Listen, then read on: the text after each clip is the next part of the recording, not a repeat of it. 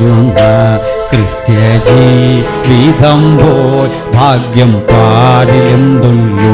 ക്രിസ്ത്യ ജീവിതം പോൽ ഭാഗ്യം പാരിലെന്തുള്ളൂ.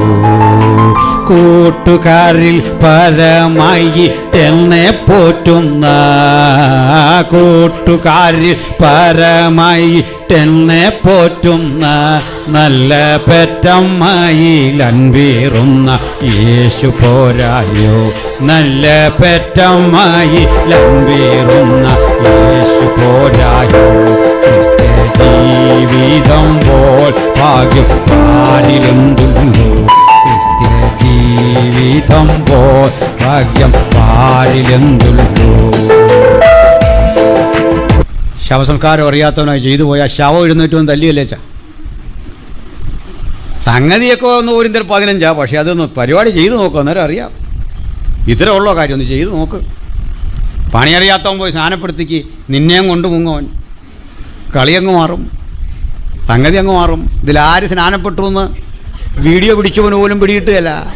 കളിമാ യേശുക്രിസ്തുവിൻ്റെ ശിഷ്യഗണങ്ങളിൽ താരതമ്യേന പ്രായം കൊണ്ട് ഇളയവനും യേശുവുമായി ഭൗതിക അർത്ഥത്തിൽ അല്പ രക്തബന്ധമുള്ള, രക്തബന്ധം യേശുവായിട്ടുണ്ട് എന്ന് പറയുന്നത് അത്ര യോഗ്യമല്ല എങ്കിലും യേശുവുമായി ഏതെങ്കിലും തരത്തിൽ ഒരു ഭൗതിക ബന്ധം ആരോപിക്കാൻ കഴിയുന്ന എളിയ ശിഷ്യൻ്റെ പേരാണ് യോഹന്നാൻ. യോഹന്നാൻ്റെ ശരിപ്രയോഗം യുഹാന എന്നാണ്. യുഹാന അങ്ങനെ വിളിച്ചെങ്കിലേ ഒറിജിനൽ പേരാകൂ യുഹാന. അതുകൊണ്ട് യുഹാന എന്ന് വിളിക്കാൻ പറ്റിയില്ലെങ്കിലും കുഴപ്പമില്ല, യോഹന്നാൻ എന്ന് പറഞ്ഞാൽ മതി. മലയാളമാണ് അവരുടെ പേരുകളൊക്കെ പറയുന്നതിൽ ഏതാണ്ട് നീതി പുലർത്തിയിട്ടുള്ളത്, ഇംഗ്ലീഷ് അല്ല. ജോൺ എന്നതിനേക്കാൾ ശരിയായ പ്രയോഗം യോഹന്നാനാണ്. ഓക്കെ, ഈ യുഹാന എന്ന യോഹന്നാൻ അദ്ദേഹം യേശുവിൻ്റെ ഏറ്റവും അടുത്ത ശിഷ്യൻ. അദ്ദേഹം തന്നെ പരിചയപ്പെടുത്തനുസരിച്ച് യേശു സ്നേഹിച്ച ശിഷ്യൻ. ഇനി ആ ബന്ധം ഞാൻ പറയാം. യേശുവിൻ്റെ അമ്മയായ മറിയയുടെ സഹോദരി ശലോമിയുടെ മകൻ. അദ്ദേഹത്തിൻ്റെ പിതാവിൻ്റെ പേര് സെബദി എന്നായിരുന്നു. ഈ കൂടെ തനിക്കൊരു ജ്യേഷ്ഠനുണ്ട്, യാക്കോബ്. ഇവരെ രണ്ടുപേരെയും ചേർത്തുകൊണ്ട്, യാക്കോബിനെയും യോഹന്നാനെയും ചേർത്തുകൊണ്ട് കർത്താവ് ഒരു പേര് വിളിച്ചു, ബോ ബെർനഗോസ്. ഇങ്ങനെയാണ് വിളിച്ചത്. ലോകം വിളിച്ചു സെബദി മക്കൾ. സെബദി മക്കൾ എന്ന് വിളിച്ചപ്പോൾ കർത്താവ് വിളിച്ചത് സെബദിയുടെ മക്കൾ എന്നല്ല, സൺസ് ഓഫ് തണ്ടർ, ഇടിയുടെ മക്കൾ. അങ്ങനെ വിളിക്കാൻ കാരണം ഏതൊരു കർത്തവ്യത്തിലും ഏതൊരു കാര്യത്തിലും അവർ പുലർത്തിപ്പോന്ന ഊർജ്ജസ്വലതയായിരുന്നു. ഏത് കാര്യത്തിനും ഓടിയെത്തുന്ന അവരുടെ ഊർജ്ജസ്വലത ഒക്കെ കണ്ടിട്ട് വിളിച്ച പേരാണെന്നാണ് ഒരനുമാനം. ഇനി എന്തുമാകട്ടെ, കർത്താവ് ഒരു പേരിട്ട് വിളിച്ചാൽ, കർത്താവ് ഇരട്ടപ്പേരിട്ട് വിളിച്ചാൽ പോലും അതിലൊരു ഭംഗിയുണ്ട്, ഒരർത്ഥമുണ്ടല്ലേ. കർത്താവ് അവരെ അങ്ങനെ പേരിട്ട് വിളിച്ചു. ഇനി ഈ കുട്ടി മറ്റാർക്കുമില്ലാത്ത ചില ഗുണങ്ങൾ യേശുവിൽ നിന്ന് പഠിച്ചു. അതിലൊന്ന്, ഏത് ഘട്ടത്തിലും യേശുവിനെ ഉയർത്തുക, സ്വയം പിന്നിലേക്ക് മാറി നിൽക്കുക, തന്നെക്കുറിച്ച് കൂടുതൽ പറയാതെ യേശുവിനെക്കുറിച്ച് അധികം പറയുക, യേശുവിനെക്കുറിച്ച് മാത്രം പറഞ്ഞുകൊണ്ടിരിക്കുക. യേശു തൻ്റെ സ്വത്താണ്, സമ്പത്താണ് എന്ന ഒരു ബോധ്യത്തിൽ ആ ഹൃദയത്തോട് ചേർന്ന് പറ്റിയിരിക്കുക. അങ്ങനെ ഇരിക്കുന്ന ആ കുട്ടിയെ കണ്ടപ്പോൾ ആളുകളും സുഹൃത്തുക്കൾക്കും അന്നെന്താണെന്ന് വിചാരിച്ചതെന്ന് എനിക്കറിയില്ല. പക്ഷേ അങ്ങനെ പറ്റിച്ചേർന്നപ്പോൾ, ഒട്ടി നിന്നപ്പോൾ അവന് ജീവിതത്തിലെ പല സന്ദർഭങ്ങളുടെ, വിലയേറിയ പല അനുഭവങ്ങളുടെ ചില പാഠങ്ങൾ നഷ്ടമായി. വീട്ടിൽ അമ്മയോടൊപ്പം, അപ്പനോടൊപ്പം, സഹോദരനോടൊപ്പം ചിലവഴിക്കേണ്ട ബാല്യകാലത്തിൻ്റെ നല്ല ഭൂതകാലങ്ങളെ ഒരർത്ഥത്തിൽ നഷ്ടമായപ്പോൾ ആ ഭൂതകാലം യേശുവിനോട് ചേർന്നിരുന്നു എന്നത് അവന് പ്രയോജനപ്പെട്ടു. അങ്ങനെ യേശുവായിരുന്നു ജീവിതത്തിൻ്റെ സകലവും. ആ ചിന്തയിൽ അവന് മറ്റാർക്കുമില്ലാത്ത ഒരനുഭവമുണ്ടായി. അത് യേശുവിൻ്റെ കുരിശിൻ്റെ ചുവട്ടിൽ നിന്ന് യേശുവിൻ്റെ അന്ത്യരംഗങ്ങൾ കൃത്യം കണ്ടൊപ്പിയെടുക്കാൻ ഈ കൊച്ചുകുട്ടിക്ക് മാത്രമേ അപ്പോസ്തലന്മാരിൽ ഭാഗ്യമുണ്ടായുള്ളൂ. അതുകൊണ്ട് നിങ്ങൾ ആരായിരിക്കുന്നു എന്നുള്ളതല്ല, നിങ്ങളുടെ വലിപ്പം അല്ല ഇവിടുത്തെ വിഷയം. നിങ്ങൾക്ക് ക്രൂശിൻ്റെ ചുവട്ട് നിൽക്കാനുള്ള സന്മനസ്സാണ് ക്രിസ്തീയ വിശ്വാസത്തിൻ്റെ ധൈര്യം. Praise the Lord. ഏകരായി ക്രൂശിൻ്റെ ചുവട്ട് നിൽക്കുവാൻ. കുടുംബത്തിൽ പലതരം പ്രതിസന്ധികളുണ്ടായപ്പോൾ, ദാരിദ്ര്യത്തിൻ്റെ നടുവിൽ, കഷ്ടപ്പാടുകളുടെ നടുവിൽ, ഞെരുക്കങ്ങളുടെ നടുവിൽ യേശുവിനൊപ്പം നിൽക്കുവാൻ, ആ ക്രൂശിനൊപ്പം നിൽക്കുവാൻ നമുക്ക് കിട്ടുന്ന ഭാഗ്യം ഒരപൂർവ ഭാഗ്യമാണ് പ്രിയപ്പെട്ടവരെ. ഹല്ലേലൂയ. ഇന്ന് രാത്രി ആമുഖമായൊരു തീരുമാനമെടുത്തു പോകണം. ഈ ആര് തള്ളിക്കളയുമ്പോഴും ഒറ്റപ്പെടുമ്പോഴും എനിക്കിഷ്ടം ക്രൂശിനൊപ്പം നിൽക്കാനാണ്. ഹല്ലേലൂയ, സ്തോത്രം. 5 അപ്പം കൊണ്ട് 5000 പോഷിപ്പിക്കുമ്പോൾ കരം നീട്ടി അതിലൊരു കഷണം വാങ്ങി അതിൻ്റെ രുചിയേറിയ അനുഭവത്തെക്കുറിച്ച് സാക്ഷ്യം പറയുന്നതിനേക്കാൾ അമ്മാവിയമ്മയെ സൗഖ്യമാക്കിയപ്പോൾ പത്രോസിനുണ്ടായ ആഹ്ലാദത്തെക്കാൾ പെരുത്ത മീൻകൂട്ടം വലയിൽ കയറിയപ്പോൾ ഉണ്ടായ സന്തോഷത്തെക്കാൾ ലാസർ എന്ന മനുഷ്യൻ മരിച്ച് ചീഞ്ഞഴുകി 4 ദിവസം കഴിഞ്ഞപ്പോൾ ഉയർത്തെഴുന്നേറ്റ് വരുന്ന കാഴ്ച ഈ ഭൗതിക കണ്ണുകൾ കൊണ്ട് ഒപ്പിയെടുക്കാൻ കഴിഞ്ഞപ്പോൾ ഉണ്ടായ വിസ്മയത്തെക്കാൾ എൻ്റെ ഇഷ്ടം, എൻ്റെ ആവേശം ക്രൂശിൻ്റെ ചുവട്ടിൽ നിൽക്കുന്നതാണ്. ആ താല്പര്യമുള്ള ദൈവമക്കൾ ഇന്ന് രാത്രി ഇവിടെ ഉണ്ടെങ്കിൽ ആ ക്രൂശിൻ്റെ മഹത്വം ഉലകത്തിൻ്റെ മുമ്പിൽ പ്രകീർത്തിച്ചുകൊണ്ട് എന്നെയും നിങ്ങളെയും ഭരമേൽപ്പിച്ച ആ സുവിശേഷ ഘോഷണം നമുക്ക് ഒരുമിച്ച് നിർവഹിക്കാം. ഈ ക്രൂശാണ് ഭക്തന്റെ പ്രതീക്ഷ, ഈ ക്രൂശാണ് അവൻ്റെ പ്രശംസ. ഈ ക്രൂശിലല്ലാതെ ഞങ്ങൾക്ക് പ്രശംസയില്ല. അവസാന നിമിഷവും ക്രൂശാണ് എനിക്ക് അഭയം, ക്രൂശാണ് എനിക്ക് ആശ്വാസം, ക്രൂശാണ് എനിക്ക് മാർഗദർശി. ഹല്ലേലൂയ. അപ്പോൾ ഈ ക്രൂശിൻ്റെ അത് വിട്ട് നിൽക്കുക അത്ര എളുപ്പമുള്ളൊരു പണിയല്ല. അതിന് കാരണം ഈ വെള്ളത്തിന് മീതെ നടക്കുന്ന കണ്ടാൽ ഒരു ആവേശമാണ്, എല്ലാവർക്കും ആവേശമാണ്. നമ്മളെല്ലാം കൈയടിക്കും, നമ്മളും അതുപോലൊക്കെ ശ്രമിക്കും. അതാ പത്രോസ് ചെയ്തിട്ട് പറ്റാതെ പോയത്. 5 അപ്പം കിട്ടുമ്പോൾ നമുക്കും ഒരാഹ്ലാദം. കാരണം യേശു തരുന്ന അപ്പം നമ്മൾ ഹോട്ടലിൽ നിന്നൊക്കെ കിട്ടുന്ന അപ്പം പോലൊന്നുമല്ല, അല്ല വീട്ടിലുണ്ടാക്കുന്ന പോലല്ല. അതിനൊരു പ്രത്യേക ടേസ്റ്റാണ്. അതുകൊണ്ടത് സന്തോഷം തന്നെയാണ്. പക്ഷെ ക്രൂശിൻ്റെ ചൂട്ടിൽ നിന്ന ആ രംഗം കാണുക ഒരല്പം പ്രശ്നമാണ്.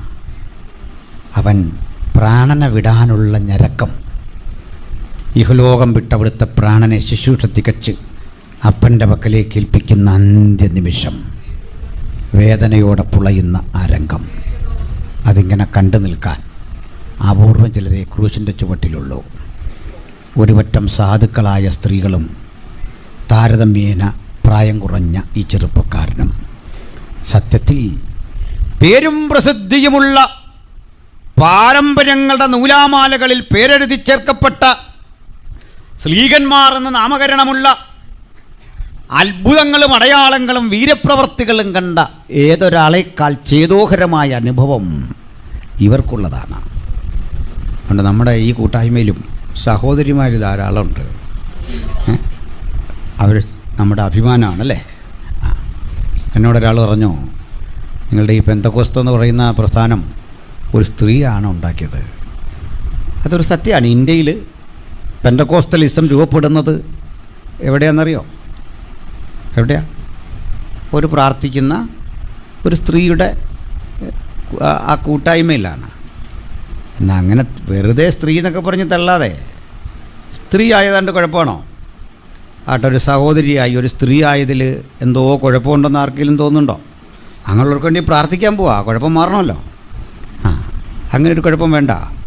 ഒരു സ്ത്രീ ആയതിലും ദൈവത്തെ സ്തുതിക്കണം. ഹല്ലേലൂയ.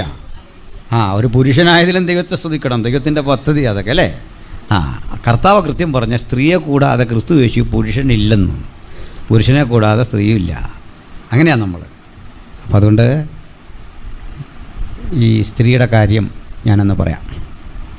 ഇവിടെ വില്യം കേരി പണ്ട് കൽക്കട്ടയിൽ വന്നു. അദ്ദേഹം ആ പരിസരങ്ങളിലൂടെ ഗ്രാമങ്ങളിലൂടെയൊക്കെ സഞ്ചരിച്ച് വരും വഴിക്കൊരു കാഴ്ച ഉണ്ട്, വളരെ ദയനീയമായൊരു കാഴ്ച. ഒരു 10-12 വയസ്സുള്ള ഒരു പിഞ്ചോമന കുഞ്ഞ്, ഒരു പെൺകുട്ടി, സുന്ദരി, ഊർജ്ജസ്വല. അവളുടെ മുടിയൊക്കെ മുട്ടയടിച്ച് പിന്നിലേക്ക് കൈകൾ കെട്ടി വലിച്ചിഴച്ചു കൊണ്ടുവന്നു. അവൾ കരയുന്നുണ്ട്, ഉച്ചത്തിൽ കരയുന്നുണ്ട്. പക്ഷെ ഒരു പ്രതിരോധവും സ്വീകരിക്കാതെ ഒരു പറ്റം തടിമാടന്മാർ അവളെ കൊണ്ടുവന്നു. വില്ലം കയറി പിന്തുടർന്നു. ഇതെന്താണ്? ധാരാളം ആളുകൾ പിന്തുടരുന്നുണ്ട്. ഇവൾ മോഷ്ടിച്ചോ? എന്താ ഈ പ്രശ്നം? അല്ലേ എന്താ തെറ്റ്? കൊണ്ടുവന്നിട്ട് ഒരു 85 വയസ്സെങ്കിലും പ്രായം വരുന്ന ഒരു വൃദ്ധൻ്റെ ശവശരീരത്തോട് ചേർത്ത് അവളെ കിടത്തി. ഇതെന്താണ് ചെയ്യാൻ പോകുന്നത്? അപ്പോഴേക്കും അവിടെ കീറി വെച്ചിരുന്ന പച്ചമുളയുടെ ഒരു കെട്ടവിടെ കൊണ്ടുവന്നു. അതായി കിടക്കുന്ന പെൺകുട്ടിയുടെയും ഈ ശവശരീരത്തിൻ്റെയും അടിയിലൂടെ അപ്പുറം കടത്തി. മുകളിലും വെച്ചു ഇതുപോലെ. എന്നിട്ട് ഇവരെ ചേർത്ത് പച്ചവള്ളിക്ക് വരിഞ്ഞു മുറുക്കി ഒന്നാക്കി തീർത്തു.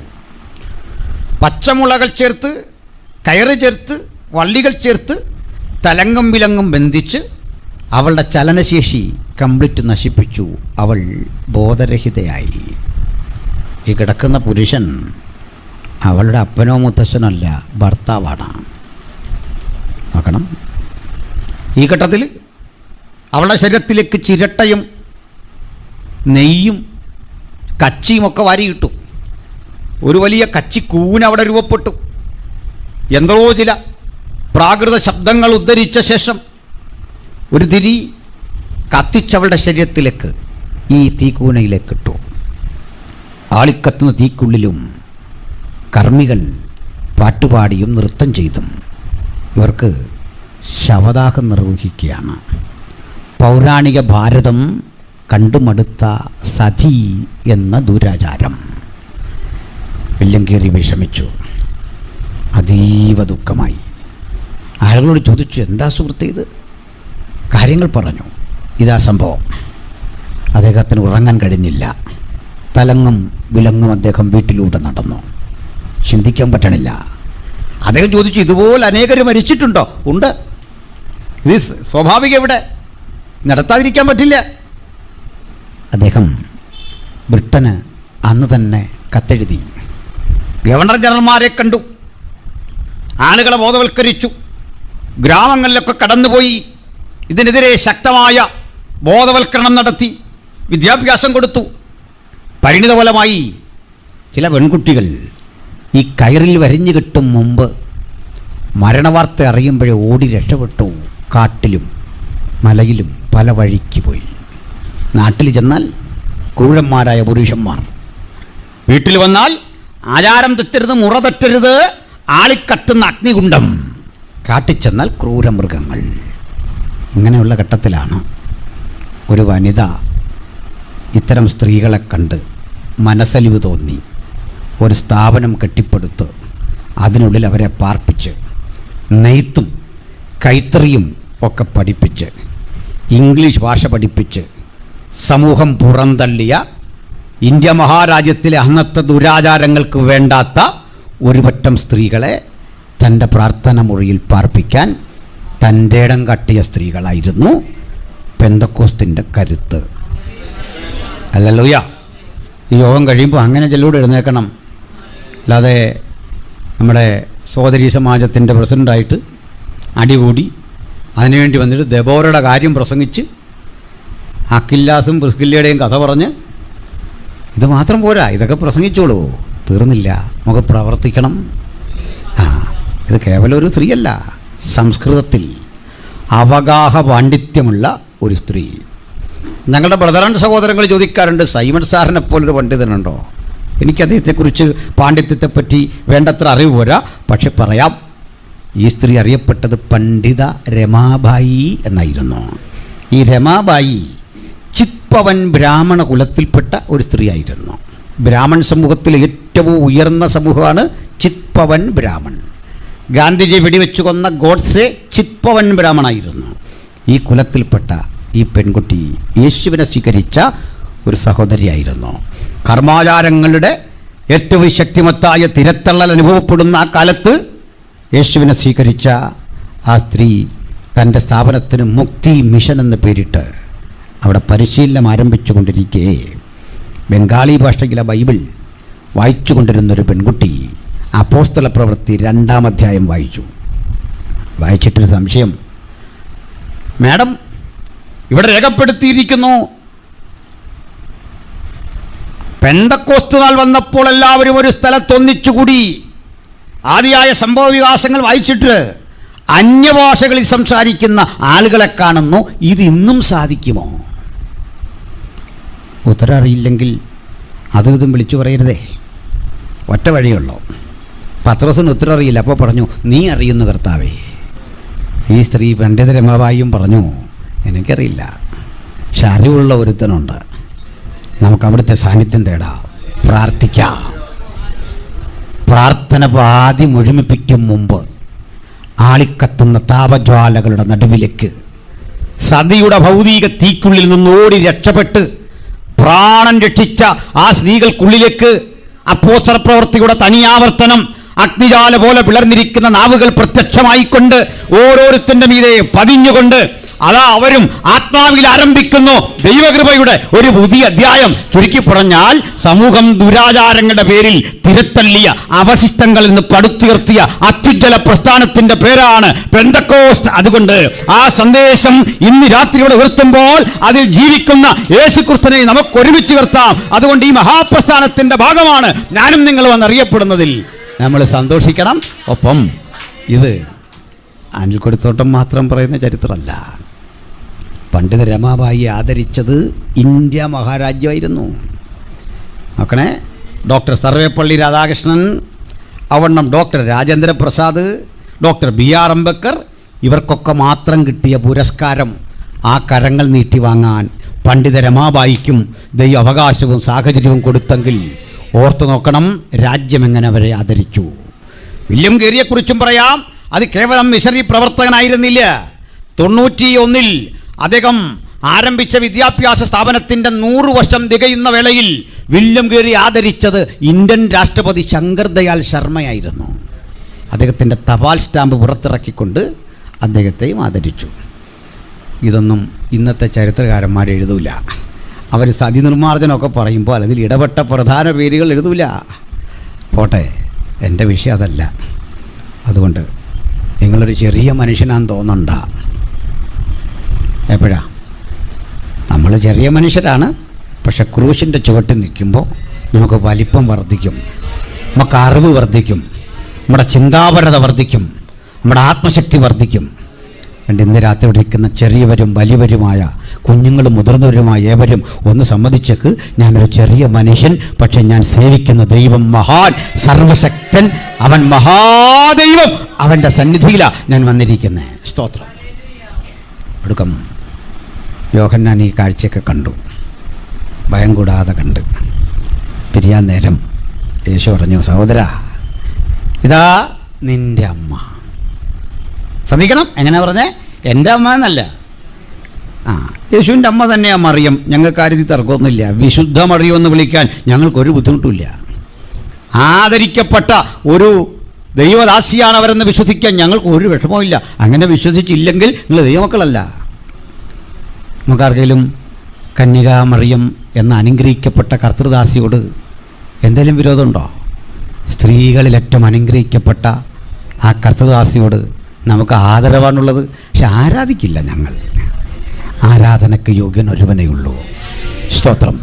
ഞാൻ പറയട്ടെ, ഇന്ത്യ മഹാരാജ്യത്തിലെ സാംസ്കാരിക നായകന്മാർ, സാമൂഹ്യ പ്രവർത്തകർ, മഹാത്മജി ഉൾപ്പെടെയുള്ള സ്വാതന്ത്ര്യ സമര സേനാനികൾ ഇന്ത്യ ഇന്നായിരിക്കുന്ന അളവിലേക്ക് ആക്കി തീർക്കാൻ പ്രാണത്യാഗം ചെയ്ത ഏതൊരാളോടും ആദരവ്, ആദരവ്, ആദരവ്. പക്ഷെ ആരാധിക്കില്ല. അതിന് ഞങ്ങൾക്ക് കഴിയില്ല. ആരാധിക്കാൻ ഒരുവൻ മാത്രം, അത് സർവ്വം സൃഷ്ടിച്ച മഹാദൈവം. ആ ദൈവത്തെ ഞങ്ങൾ ആരാധിക്കൂ. അപ്പം നമുക്ക് പിരിയാൻ നേരം പറഞ്ഞു, സഹോദര, ഇതാ നിൻ്റെ അമ്മ. സ്ത്രീയെ, ഇതാ നിൻ്റെ മകൻ. അങ്ങനെ സംരക്ഷണം ഏർപ്പെടുത്തി വിട്ടു. യോഹന്നാൻ്റെ ഈ സങ്കടമൊക്കെ മാറാൻ 3 ദിവസം മതിയായിരുന്നു. ഉയർത്തെഴുന്നേറ്റ യേശു യോഹന്നാനെയും കണ്ടു. 40 ദിവസമായി കൂടെ പിന്നെ സഞ്ചരിച്ച്. അല്ല, ഒറ്റപ്പെട്ടൊരു പ്രത്യക്ഷതയല്ല. 40 ദിവസം ശിഷ്യഗണങ്ങൾക്ക് പ്രത്യക്ഷനായി. 500ഓളം പേർക്ക് ഒരുമിച്ച് പ്രത്യക്ഷനായി. ഒറ്റപ്പെട്ട പ്രത്യക്ഷതകളുണ്ടായി. എമ്മൗസിലെ ശിഷ്യന്മാർക്ക് പ്രത്യക്ഷനായി. അവർക്കൊപ്പം സമയം ചിലവഴിച്ചു. ആഹാരരംഗത്ത് പോലും സമയം ചിലവഴിച്ചു. പക്ഷേ ഇതൊന്നുമല്ല പ്രധാനം. ഈ യോഹന്നാനൊപ്പം വന്ന ദേവദാസന്മാരൊക്കെ മരിച്ചു. പലർക്കും അറിയാത്തൊരു കാര്യം പറയാം. നമ്മുടെ ആളുകൾക്കാർക്കും ഈ നല്ല മരണം കിട്ടിയ ആളുകളല്ല. ലോകം പറയുന്ന നല്ല മരണമില്ലേ, അതൊന്നും കിട്ടിയില്ല. നമ്മൾ പറയില്ല, അമ്മച്ചി പാട്ട് പാടിക്കൊണ്ടിരുന്നപ്പോൾ മരിച്ചു, നല്ല മരണം. പ്രാർത്ഥിച്ചുകൊണ്ടിരുന്നപ്പോൾ മരിച്ചു, പ്രസംഗിച്ചുകൊണ്ടിരുന്ന നല്ല മരണമാണ്, സംശയമൊന്നുമില്ല. പക്ഷെങ്കിൽ ദേവദാസന്മാർ പലരും മരിച്ചത് വെട്ടേറ്റ്, തീച്ചൂളയിൽ മുക്കിക്കൊന്ന, ചുണ്ണാമ്പ് ചൂളയിൽ കൊണ്ടിട്ട്, വിശക്കുന്ന കാട്ടുമൃഗങ്ങളുടെ മുമ്പിലേക്ക് എറിഞ്ഞിട്ട്, വചനം പറയുന്നു, ലോകം അവർക്ക് യോഗ്യമായിരുന്നില്ല. ഇതൊന്നും കണ്ട് അടിപതറാത്ത കർത്തൃദാസന് 90 വയസ്സിലധികം പ്രായം കഴിഞ്ഞു. ഒരു ദിവസം രാജ്യം ഭരിക്കുന്ന ഡൊമീഷ്യൻ കൈസർ എന്ന മഹാക്രൂരനായ ചക്രവർത്തി ശക്തിയുക്തം യേശുവിനെ പ്രസംഗിക്കുന്ന അവിടുത്തെ അനുഗാമികളിൽ നേരിട്ട് യേശുവിൻ്റെ കൈവപ്പ് സ്വീകരിച്ച യോഹന്നാൻ എന്ന മനുഷ്യനെയും അറസ്റ്റ് ചെയ്തു. ഒരു തരം പ്രാകൃത ശിക്ഷയ്ക്ക് വിധേയനാക്കി തിളച്ച എണ്ണയിലിടുക, എന്തോ ആ ശിക്ഷയെ യോഹന്നാൻ അതിജീവിച്ചു. അങ്ങനെയൊന്നുണ്ട്, ചില ഘട്ടങ്ങളിൽ പ്രതീക്ഷിക്കാത്ത വിടുതലും ദൈവത്തിൻ്റെ പദ്ധതിയാണ്. എപ്പോഴും വിടുതൽ പ്രതീക്ഷിക്കരുത്. ചില ഘട്ടങ്ങളിൽ ആ എണ്ണ നിന്നെ ദഹിപ്പിച്ചു കളയും. അതിനും മനസ്സ് കാണിക്കണം. ഒഴുകുന്ന എണ്ണ കണ്ടിട്ട്, ആളിക്കത്തുന്ന തീ കണ്ടിട്ട് പറയണം, വിട്ടുപിരിഞ്ഞ് ക്രിസ്തുവിനോടെ ആയിരിക്കുന്നത് എനിക്കേറെ നല്ലത്. ആളിക്കത്തുന്ന തീ കണ്ടിട്ട് വിട്ടുപിരിഞ്ഞ് ക്രിസ്തുവിനോടെ ആയിരിക്കുന്നത് ഏറെ നല്ലത്. ആ തീക്കുള്ളിൽ കൂടി കിടക്കുമ്പോൾ പറയണം, എനിക്ക് ജീവിക്കുന്നത് ക്രിസ്തു, മരിക്കുന്നത് ലാഭം. ഇത് രണ്ടും ഭക്തൻ്റെ വഴിയാണ്. പക്ഷെ ഇന്നത്തെ ഒരു പുതിയ തലമുറ ഈ വിടുതൽ മാത്രമേ ഉള്ളെന്ന് പറഞ്ഞതാ നമുക്കൊക്കെ പറ്റിയ പരാജയം. പോട്ടെ, സ്തോത്രം. ഏതായാലും യോഹന്നാൻ അന്ന് മരിച്ചില്ല. യോഹന്നാനെ കൊണ്ട് പത്മോസ് ദ്വീപിൻ്റെ ഒറ്റപ്പെട്ട ദുരിതത്തിൽ തള്ളി. അവിടെ കൽക്കരിക്കനിയാണ് ചരിത്രം അങ്ങനെ വിശദീകരിക്കുന്നത്. അവിടെ കൊടും കുറ്റവാളികളെ കൊണ്ട് പാർപ്പിക്കുന്ന ഇടമാണ്. കൽക്കരിക്കനിയിൽ പണിയെടുക്കണം. അവിടേക്ക് വല്ലപ്പോഴും വരുന്ന ബോട്ടിൽ ഈ കൽക്കരി കയറ്റി വിടണം. ഭക്ഷണം കിട്ടിയാലായി, ഇല്ലെങ്കിലായി. ഭക്ഷണപ്പൊതികൾ കരയിലേക്ക് വലിച്ചെറിയും. ചിലർക്ക് കിട്ടും, ചിലർക്ക് കിട്ടില്ല. പണിയെടുത്ത് മരിക്കണം. കൊടും ക്രിമിനലുകൾക്കൊപ്പം കർത്തദാസനെ പാർപ്പിക്കുമ്പോൾ ജീവച്ഛവമായ പ്രായപൂർത്തിയായ ആളുകൾ, മരണം മുമ്പിൽ കണ്ട് കഴിയുന്ന സ്ത്രീപുരുഷന്മാർ, ഭീകരത നിറഞ്ഞു നിൽക്കുന്ന അന്തരീക്ഷം, എങ്ങും മരണത്തിൻ്റെ ഗന്ധം. പക്ഷെ ഭക്തൻ തോറ്റുകൊടുത്തില്ല. അദ്ദേഹത്തിൻ്റെ അനുഭവം ഈ പുസ്തകത്തിൽ രേഖപ്പെടുത്തിയിരിക്കുക. കർത്തൃദിവസത്തിൽ ഞാൻ ആത്മവിവശനായി. ഭക്തനെ സംബന്ധിച്ചിടത്തോളം ഏത് പ്രതിസന്ധിയും ആത്മനിറവിൽ ആരാധിക്കാൻ ഒരു തടസ്സമായിരിക്കുന്നില്ല. അവനെ കാത്തിരിക്കുന്ന കർത്തൃദിവസങ്ങൾ പുത്തൻ ജീവിത വഴിത്താരകളിലൂടെ അവനെ നയിക്കുവാൻ ഇന്നും പര്യാപ്തമാണ്. ആ ഘട്ടത്തിൽ കണ്ട കാഴ്ചയുടെ പേരാണ് വെളിപ്പാട്. ഒത്തിരി ഉണ്ടത് പറയാൻ. കർത്താവിൻ്റെ ദാസൻ, നമ്മുടെ അധ്യക്ഷനായ ദിവാസൻ പറയായിരുന്നു, ചില നാൾക്കപ്പുറത്ത് ഞാൻ IM ബൈബിൾ ഇൻസ്റ്റിറ്റ്യൂട്ടിൽ ഈ ക്ലാസ് എടുത്തിരുന്നു. 4-5 ദിവസം എല്ലാ വർഷവും അവിടെ ഞാൻ ഈ ക്ലാസ് എടുക്കുന്നുണ്ട്. ദൈവാസനൊക്കെ അവിടെ ഉണ്ടായിരുന്നു. അത് ഒരു ദിവസം കൊണ്ടോ ഒരു മണിക്കൂർ കൊണ്ടോ പഠിക്കാൻ പറ്റുന്ന ഒരു സബ്ജക്റ്റല്ല, ഒരു നീണ്ട സബ്ജക്റ്റാണ്. ഞാനിത് ഏറ്റവും അധികം നാളുകൾ ക്ലാസ് എടുത്തത് നമ്മുടെ പ്രിൻസ് പാസ്റ്ററുടെ റാന്നിയിലെ ചർച്ചിലായിരുന്നു. 3 ദിവസത്തെ ക്ലാസ് തുടങ്ങിയതാണ്. അത് തീരാതെ വരുമ്പോൾ അത് 7 ദിവസമാക്കി കൂട്ടി. അപ്പോൾ 10 ദിവസമായി. അപ്പോഴേക്കും പാപ്പയുള്ള കാലമാണ്. അപ്പോൾ എന്നോട് പറഞ്ഞു, പാസ്റ്റർ അത് പിടിച്ചു നിർത്തണ്ട, ഇത് പോകുന്ന അത്രയും പോകട്ടെ, എന്നിട്ട് നിർത്തിയാൽ മതി. കൃപയാൽ ആ ക്ലാസ് 107 ദിവസം തുടർച്ചയായിട്ട് അനേക ആളുകൾ വരികയും വചനം പഠിക്കുകയും ചെയ്ത അനുഭവം ഉണ്ടായി. അത്രയും വലിയൊരു മഹാസാഗരമാണ് നമ്മുടെ മുമ്പിലിരിക്കുന്ന. സ്തോത്രം, ഹല്ലേലൂയ, സ്തോത്രം. ഇത് തെറ്റിദ്ധരിക്കല്ലേ, ഞാൻ ഇത്രയും വലിയ ക്ലാസ് എടുത്തൊരു മിടുക്കനൊന്നുമല്ല, അത് പറയാൻ വേണ്ടിയല്ല വന്നത്. വചനത്തിന് ചില പ്രകാശനങ്ങൾ ആ സമയത്ത് ഇങ്ങനെ കിട്ടിക്കൊണ്ടിരിക്കും.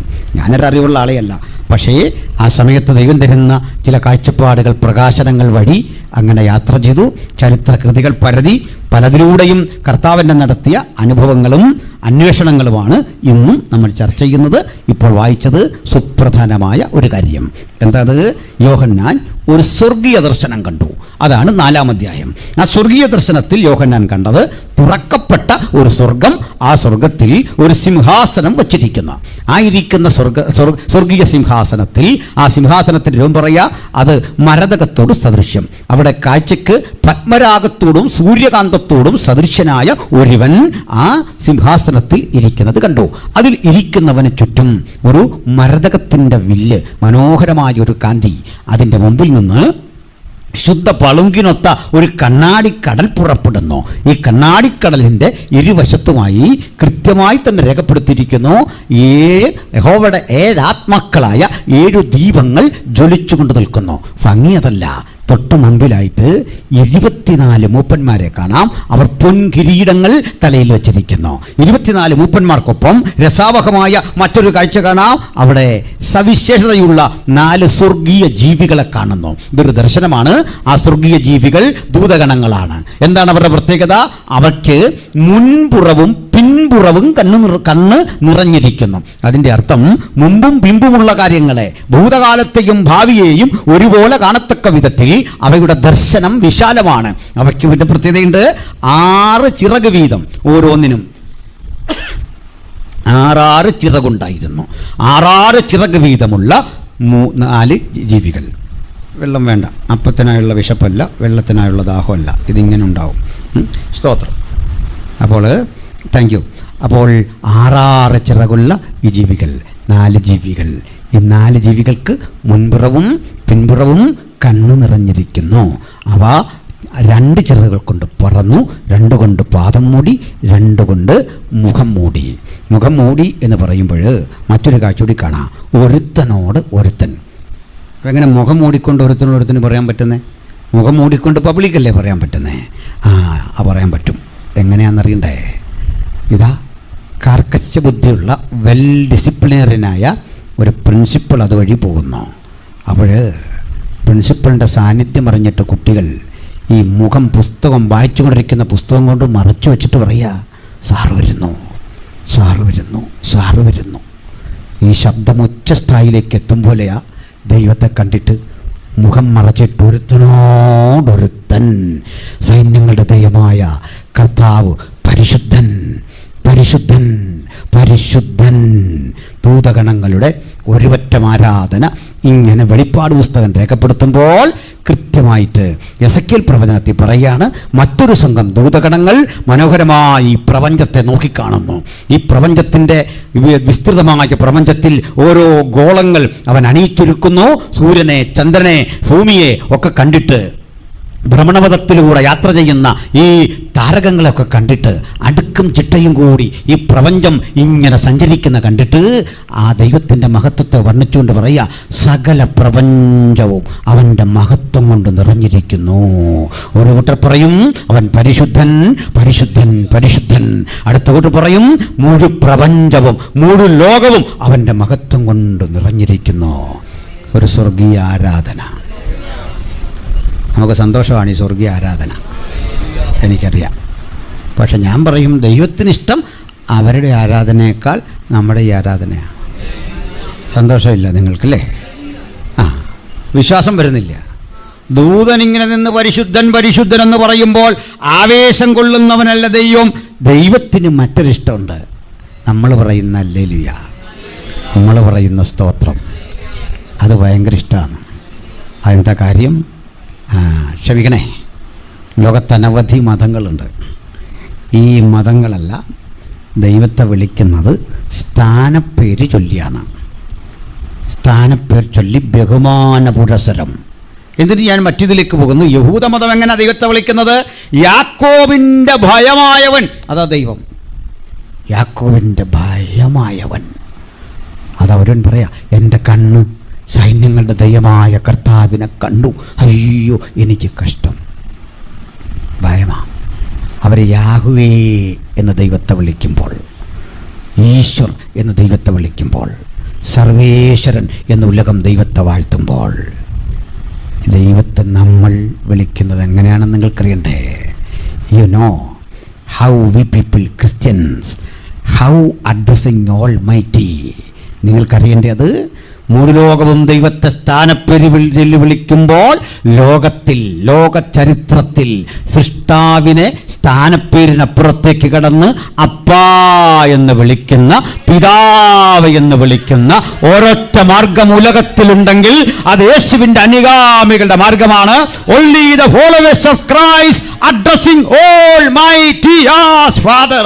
ദൈവത്തെ അപ്പാ എന്ന് വിളിക്കുമ്പോൾ കേൾക്കാൻ ഇഷ്ടമുള്ള ഒരു മഹാദൈവം ഇന്ന് നമ്മുടെ മധ്യത്തിലുണ്ട്. Hallelujah, hallelujah.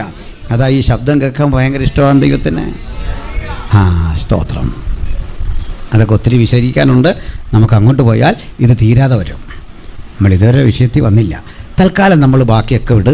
ഒരു 4 ജീവികൾ സ്വർഗത്തിലുണ്ട്, അത്രയും മാത്രം പഠിക്കുക. ഗ്രഹിച്ചോ? 4 ജീവികൾ സ്വർഗത്തിലുണ്ടെന്ന് പഠിക്കാൻ എന്താ പാട്? അത്രേ ഉള്ളൂ. തൽക്കാലം അത് പഠിക്കുക. 4 ജീവികളുടെ രൂപം ഒന്ന് ഓർത്തിരിക്കണം. 1-ാം ജീവി സിംഹസദൃശ്യം. എന്താ 1-ാം ജീവി?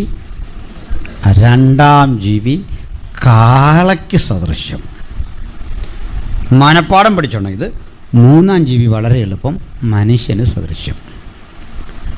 4-ാം ജീവി കഴുകന് സദൃശ്യം.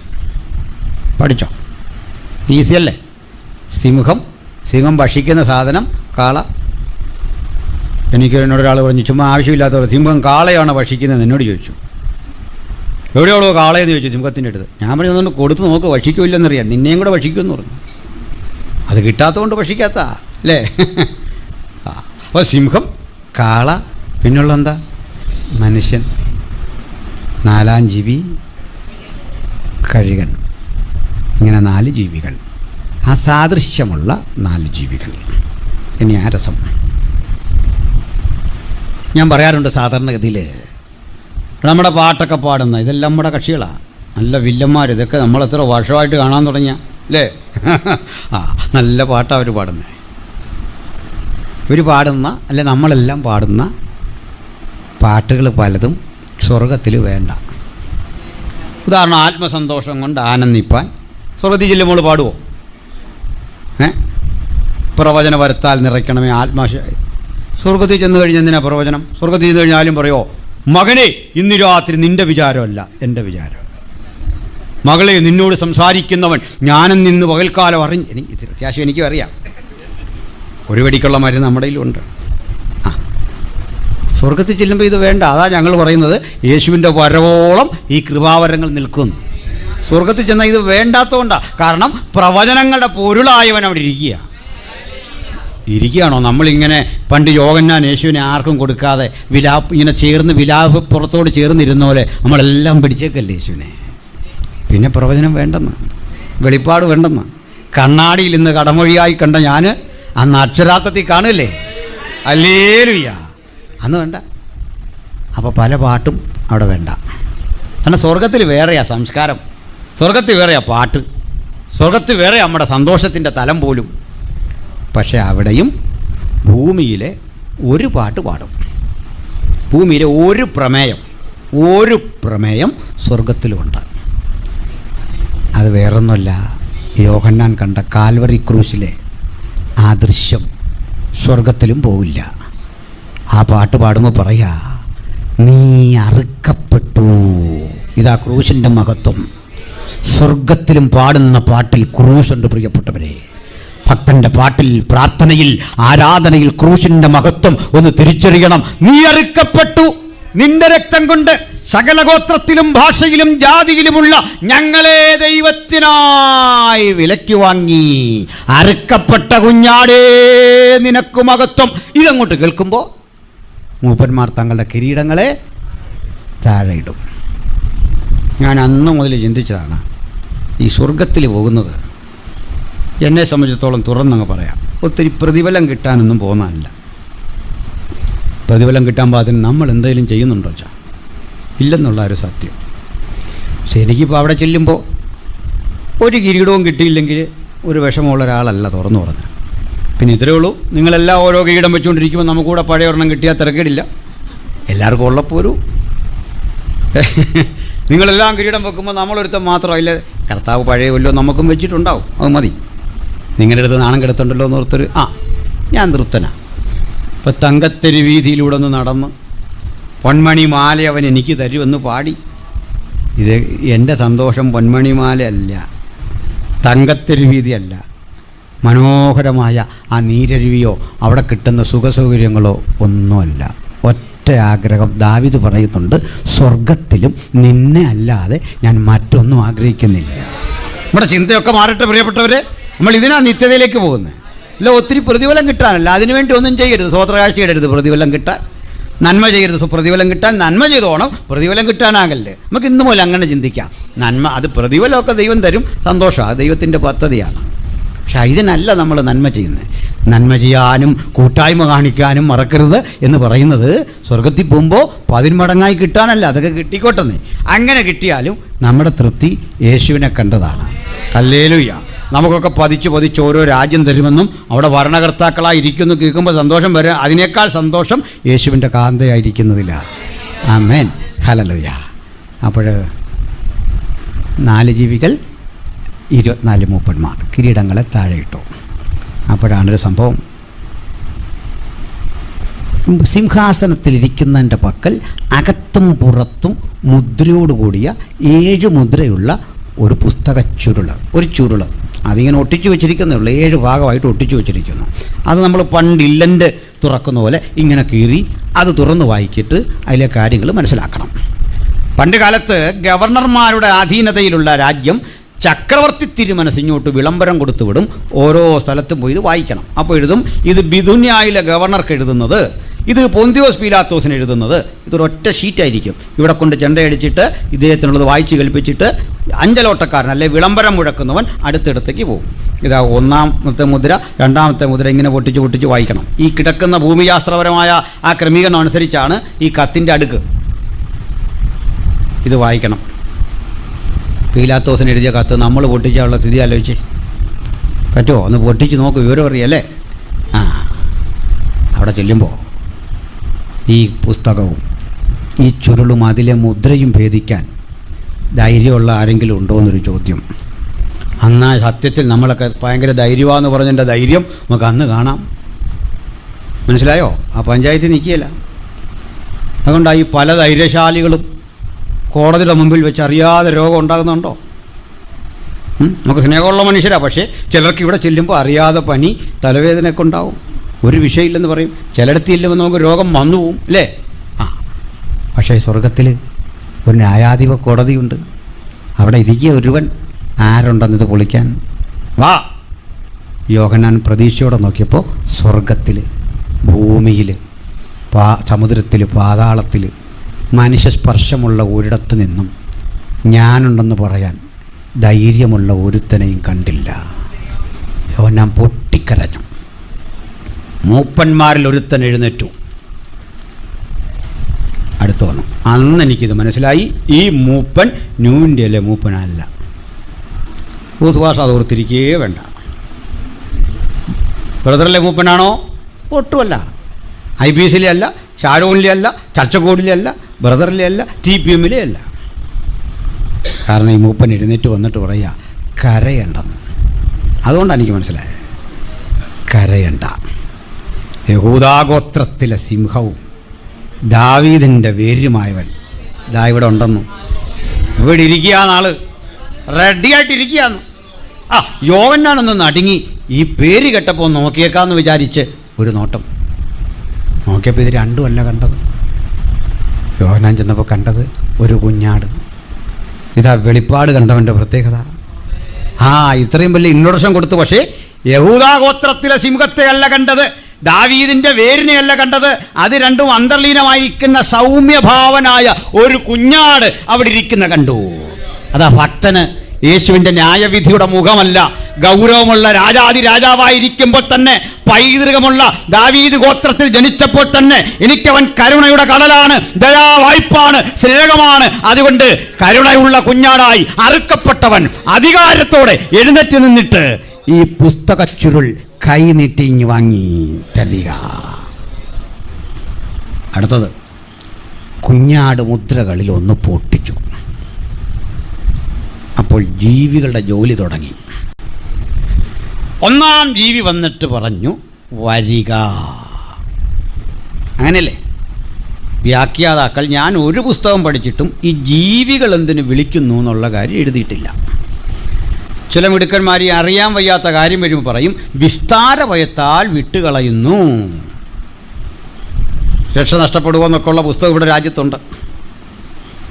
അന്യഭാഷ ഇന്ന് നിലനിൽക്കുന്നുവോ എന്നുള്ള തർക്കവും ചർച്ചയൊക്കെ ഉണ്ട്. പക്ഷേ ചില പണ്ഡിതന്മാർ വന്നിട്ട് ഉത്തരം മുട്ടുന്നിടത്ത് പറയും വിസ്താരഭയത്താൽ വിടുന്നു. അച്ഛാ ഭയം ഉണ്ട് ഇങ്ങോട്ടോ ഞങ്ങൾ യാസിക്കുക, ഒരു ഭയവും വരികയല്ല, വാ അതിനെ ഞങ്ങളിവിടെ നിൽക്കുന്നത്. എൻ്റെ ഒരു സ്നേഹിതൻ എൻ്റെ കൂടെ ഉണ്ടിന്ന്, പാസ്റ്റർ ഏണസ്റ്റ്. നിങ്ങൾ ക്ലാസ്മേറ്റ്സാണ്. അന്യഭാഷാ ഭാഷണം ഉൾപ്പെടെയുള്ള കൃപാവരങ്ങൾ എക്സസൈസ് ചെയ്യാൻ പറ്റാത്തൊരു സ്ഥാപനത്തിലാണ് ഞങ്ങളുടെ ഒരു പഠനം. ബാക്കി നിങ്ങൾ ഓർമ്മിച്ചാൽ മതി. അവിടെ ഒരുത്തിന് ഭൂതമിളകി, ഒരു പഞ്ചാബിയാണോ മണിപ്പൂരിയാണോ ഒരുത്തന്. അത് മണിപ്പൂരി ഭാഷയിലെ തെറിയും പറഞ്ഞ്, തെറിക്ക് എല്ലാ ഭാഷയിലും ഒരേ ഒരു ടോണാണല്ലോ, അതുകൊണ്ടാണ് നമുക്ക് മനസ്സിലായത്. ഭാഷ ഏതായാലും തെറിക്ക് കേട്ടാൽ നമുക്ക് മനസ്സിലാവും ഇത് സഭ്യമായ കാര്യമൊന്നുമല്ല. കേട്ടു. ഞങ്ങളെല്ലാം വലിയ അവഗണനയാണ്. കാരണം ഇത്രയേ ഉള്ളൂ, നമ്മൾ അറമുറിച്ചിട്ട് നിൽക്കുകയല്ല, കൊന്നിട്ട് നിൽക്കുകയല്ല. 100-800 കുട്ടികളുള്ള സ്ഥാപനമാണ്. ഞാനന്നൊരു പാസ്റ്ററാണ്. ഞാൻ ഇത്ര ഉടുപ്പിട്ടതിന് മാറ്റി കോളറുള്ള ഉടുപ്പ് വെച്ചുകൊണ്ട് വരാൻ പറഞ്ഞു. ഓർത്ത് നോക്കണം, അത്രയും സ്ഥാപനമാണ്. ഞാൻ അങ്ങനെയൊക്കെ പഠിച്ചു. ഹയർ സ്റ്റഡിക്ക് പോയതാണ്. പാസ്സായി കഴിഞ്ഞാൽ പോന്നു. അപ്പോൾ ഞങ്ങളൊരു 10-15 പേര് വേറെയുണ്ട്. അന്യഭാഷാ ഭാഷണമുള്ള, വെളിപ്പാടുള്ള, അല്ലെങ്കിൽ അതിൽ വിശ്വസിക്കുന്ന പാവങ്ങൾ കുറേ പേരുണ്ടായിരുന്നു. ഇവന് ഭൂതവിളകി കഴിഞ്ഞപ്പോൾ എങ്ങനെ കൈകാര്യം ചെയ്യണമെന്നൊരു പിടിയില്ല. ശവസംസ്കാരം അറിയാത്തവനായി ചെയ്തു പോയാൽ ശവം എഴുന്നേറ്റവും തല്ലിയല്ലേ ചാ. സംഗതിയൊക്കെ ഒന്ന് 1-15, പക്ഷേ അതൊന്ന് പരിപാടി ചെയ്ത് നോക്കുക, അന്നേരം അറിയാം. ഇത്രേ ഉള്ളോ കാര്യം, ഒന്ന് ചെയ്ത് നോക്ക്. പണിയറിയാത്തവൻ പോയി സ്നാനപ്പെടുത്തിക്ക്, നിന്നെയും കൊണ്ട് മുങ്ങവൻ, കളിയങ്ങ് മാറും, സംഗതി അങ്ങ് മാറും. ഇതിലാര് സ്നാനപ്പെട്ടു എന്ന് വീഡിയോ പിടിച്ചവന് പോലും പിടികിട്ടുകയല്ല, കളി മാറും. ഇവരെല്ലാടെ കൂടി ഇവനെയും പിടിച്ചുകൊണ്ട് ഒരു ലൈബ്രറിക്കകത്ത് കയറി, ഭൂതം പിടിച്ചവനെ കൊണ്ട് ഗ്രന്ഥശാലയ്ക്കകത്ത് കയറി. ഞങ്ങൾ നോക്കുമ്പോൾ ഒരു പാട്ട് കേൾക്കാം, ചുറ്റും നിന്നുകൊണ്ട് ദിസ് ഈസ് ദ ഡേ. ആ കള്ളമല്ലെന്ന് കൂട്ടുകാരനിരിക്കുക, ചോദിച്ചു നോക്ക്. അതിന് കൊടുത്തോടം കള്ളാ പറയുന്നെങ്കിൽ വിടരുത്, ചോദിച്ചു നോക്ക്. ഭൂതത്തിൻ്റെ മുമ്പും ചുറ്റും നിന്നുകൊണ്ട് പറയാ this is the day, I will says this is the day that the Lord has made. ഒന്നും സംഭവിച്ചില്ല. ഇവിടെയൊക്കെ ഞങ്ങൾക്ക് മനസ്സിലായി കരുണയുള്ളൊരു ഭൂതമല്ല, അടിച്ചീവൻ്റെ പെട്ടതിരിക്കണ്ട, മനസ്സിലാക്കണം. ഞങ്ങൾ തിരിച്ചൊന്ന് ചോദിച്ചു പോയോ, ഇല്ല ഇത് വേറെയാ വിഷയം, ഞാൻ വേണ്ട ഇങ്ങോട്ട് വിട്, ഇതാ ഞങ്ങളുടെ കാര്യത്തിൽ ഇങ്ങോട്ട് വിട്, കൈകാര്യം ചെയ്യാമെന്ന് പറഞ്ഞു. ഇങ്ങോട്ട് വിട്. പക്ഷെ ഞങ്ങൾക്ക് വേപ്പിച്ച് തന്നില്ല. അപ്പോൾ നമുക്ക് നിർബന്ധമുണ്ടോ ഇതും കൈകാര്യം ചെയ്തുകൊണ്ടിരിക്കാൻ നേരമുണ്ടോ? ഇതൊന്നും ഇഷ്ടമുണ്ടായിട്ട് ചെയ്യുന്നതല്ലെന്ന്, ഇങ്ങോട്ട് വിട്, നമ്മൾ കൈകാര്യം ചെയ്യാമെന്ന്. അതിന് പേടിയുള്ള കാര്യമൊന്നുമല്ല. പക്ഷെ അവനെ വിടുതൽ കിട്ടി. എങ്ങനെയാണെന്ന് വെച്ചാൽ ഇതിൻ്റെ ലാസ്റ്റ് ഘട്ടത്തിൻ്റെ പ്രിൻസിപ്പിൾ നിൽക്കുമ്പം ഇവൻ മണിപ്പൂരി ഭാഷയിലുള്ള ആപ്പയുപ്പ സാധനമൊന്നുമല്ല, വിനിമാരോ തിരക്കപ്പോഴാണ് പറയുന്നത്, നല്ല 24 കാരറ്റ് സാധനം ഇവൻ അടിച്ചതെന്ന്. മനസ്സിലായില്ലേ? ഞങ്ങൾ ഈ പാസ്റ്റർമാരെ പല ഭാഷയിലെ തെറി കേൾക്കുന്ന ആൾക്കാരല്ലേ, നമുക്കിതെല്ലാം അറിയാം. തെറി, അടിതട, ഇതെല്ലാം ഞങ്ങളുടെ നേരെയാണ് പലരും പരീക്ഷിക്കുന്നത്. അങ്ങനെ അബദ്ധം പറ്റിയൊരു കക്ഷികളുണ്ടായിരുന്നു. ഈ ട്രിവാൻഡ്രം ഭാഗത്ത് കുറേ ആളുകൾ നിന്ന് പരസ്യവും നടത്തി. പരസ്യവും നടത്തിക്കൊണ്ടിരിക്കുമ്പോഴേക്ക് ആരാണ്ട് സുവിശേഷ വിരോധികൾ സ്റ്റെപ്പേ ചെന്നിട്ട് കടകം പൂരിക്കടവോ എന്നൊക്കെ പറഞ്ഞിട്ട് അടിക്കും. 1-2 അടി കൊടുത്തപ്പോഴേക്ക് അടി കൊണ്ടവർ ശരിക്കൊന്ന് പെരുക്കി തിരിച്ച് കേസായിപ്പോയി. ഭയങ്കര കേസ്. അപ്പോൾ കാര്യങ്ങൾ കേട്ട് വന്നപ്പോൾ SI ചോദിച്ചു, പുള്ളിക്ക് ഇത് പരിഹരിച്ചു വിടണമല്ലോ. അല്ല നിങ്ങളെന്തിനു പോയിട്ടാണ് ഇവർ ഈ പ്രസംഗിച്ചുകൊണ്ടിരുന്നപ്പോൾ നിങ്ങൾ പോയി അവിടെ നിന്ന് പ്രശ്നം ഉണ്ടാക്കി, എന്തിനാണ് അവരെ തല്ലിയത്? ഈ വല്ലാതെ തല്ലി കിട്ടിയ ആ മനുഷ്യൻ പറയാ, എൻ്റെ പൊന്ന് സാറേ പാസ്റ്റർമാരാന്നോർത്ത് തല്ലിയതാ സാറേ. മനസ്സിലായതിൻ്റെ അർത്ഥം? പാസ്റ്ററാന്നാ ഞങ്ങൾ ഓർത്ത് അതാ തല്ലിയെന്ന്. അബദ്ധം പറ്റില്ല, ഞാൻ പറഞ്ഞേക്കാം. പിടികിട്ടിയോ? ഞങ്ങളെപ്പോലെ ഓരോ പാവങ്ങളുണ്ട്, വേണേ പുതിയ തല്ല് അഭ്യാസം പഠിച്ചു പൊക്കോ, ഞങ്ങളൊന്നും പ്രതികരിക്കുകയില്ല. അബദ്ധം പറ്റിയേക്കല്ലേ. പറഞ്ഞു വന്നത് പ്രിൻസിപ്പൾ ഇങ്ങോട്ട് വന്നിട്ട് ഈ തെറി പറയുന്നതിന് നോക്കിയിട്ട് പറയാം, you dismiss with immediate effect, you must go from this campus, this is the order from the principal. എൻ്റെ ഭാഗ്യമൊന്നും ഞാനിപ്പോൾ പറയുന്നില്ല, ഭൂതം പിടിച്ചവനോടെ. അപ്പോൾ അത് വിട്, പറഞ്ഞു നമുക്ക് വിഷയത്തിലേക്ക് വരണം. ദൈവമക്കളെ, ഈ യോഹന്നാൻ മുദ്രകളിലൊന്ന് പൊട്ടിച്ചപ്പോൾ ഒരു ജീവി ഉച്ചത്തിൽ വിളിച്ചു പറഞ്ഞു, സിംഹമുഖമുള്ള ജീവി ഇടിമുഴക്കം പോലെ പറഞ്ഞു. അപ്പോൾ ഇത് ഗൗരവമുള്ള കാര്യമല്ലേ അല്ലേ? ഇടിമുഴക്കം പോലെ എപ്പോഴാണ് പറയുന്നത്? നമ്മൾ മക്കളെ വിളിക്കുക, കുഞ്ഞേ അതിഞ്ഞെടുത്തുകൊണ്ട് വന്നേ. ഇവനവിടെ ഇങ്ങനെ ചുണ്ണാമ്പന്തി ചിരിക്കുകയെന്ന് വിചാരിക്കുക. മൊബൈലെടുത്തിട്ട് വീണ്ടും വിളിച്ചു കുഞ്ഞേ. അവസാനം നമുക്ക് അരിശം വന്നുള്ള ഒരു വിളിയുണ്ട്, ഇതാ വളാന്ന് വിളിച്ചു. അത് ഗൗരവമുള്ളതല്ലേ? അവൻ ഞെട്ടിഞ്ഞ് വരും. എന്താ കാര്യം? ഗൗരവമുള്ള വിളി. കാണുന്നതിനെല്ലാം നമ്മൾ ഇങ്ങനെ വിളിക്കുമോ? ഇല്ല. ചായ കയറി ചായ ചോദിക്കുന്നത് പോലാണോ? ചേട്ടാ ഒരു ചായ അതിങ്ങനെ ഇടിമുഴക്കം പോലെ പറയുമോ? അടി കിട്ടും, ചോദിക്കരുത്. ഇടിമുഴക്കം പോലെ ഒരു ശബ്ദം. എന്താ കേട്ടത്? വരിക വരിക എന്ന് പറയുകയും ഒരു വെള്ളക്കുതിര, ചുറുചുറുക്കുള്ള വെള്ളക്കുതിര വരുന്നു. അതിന് മീതെ ഒരുത്തനിരിക്കുന്നു. അവൻ്റെ കയ്യിലൊരു വില്ലുണ്ട്. വില്ല് കുലക്കാൻ പാകത്തിന് വന്നിരിക്കുക. ഈ വില്ലുള്ള മനുഷ്യൻ, അവൻ്റെ ജോലി, അവൻ്റെ കയ്യിൽ ആയുധം കിട്ടിക്കഴിഞ്ഞു. അവൻ്റെ പ്രത്യേകത നമ്മൾ കണ്ടു. അവൻ അധികാരമുള്ളവനാണ്. ഒന്നാം ജീവി വിളിച്ചപ്പോൾ ഒരു വെള്ളക്കുതിര വന്നു. സിംഹം വിളിച്ചപ്പോൾ ഒരു വെള്ളക്കുതിര. അങ്ങനെയല്ലേ? ഒരിക്കൽ കൂടി വായിച്ചു ആ ഭാഗം.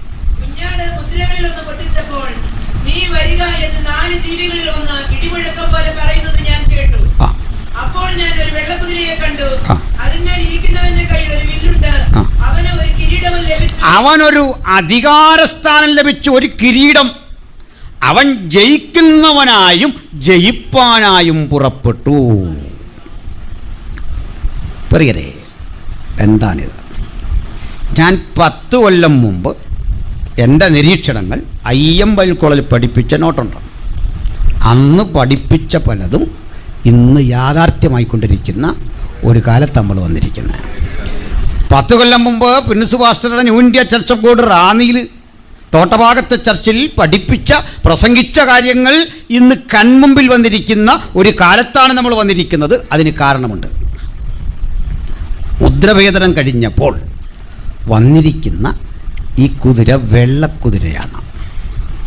വെള്ള സമാധാനത്തിൻ്റെ പ്രതീകമായി ലോകം അംഗീകരിച്ചിട്ടുള്ള നിറമാണ്, അല്ലേ? അതിൻ്റെ മീതെ ഇരിക്കുന്നു. അവൻ അധികാരവും ലഭിച്ചു.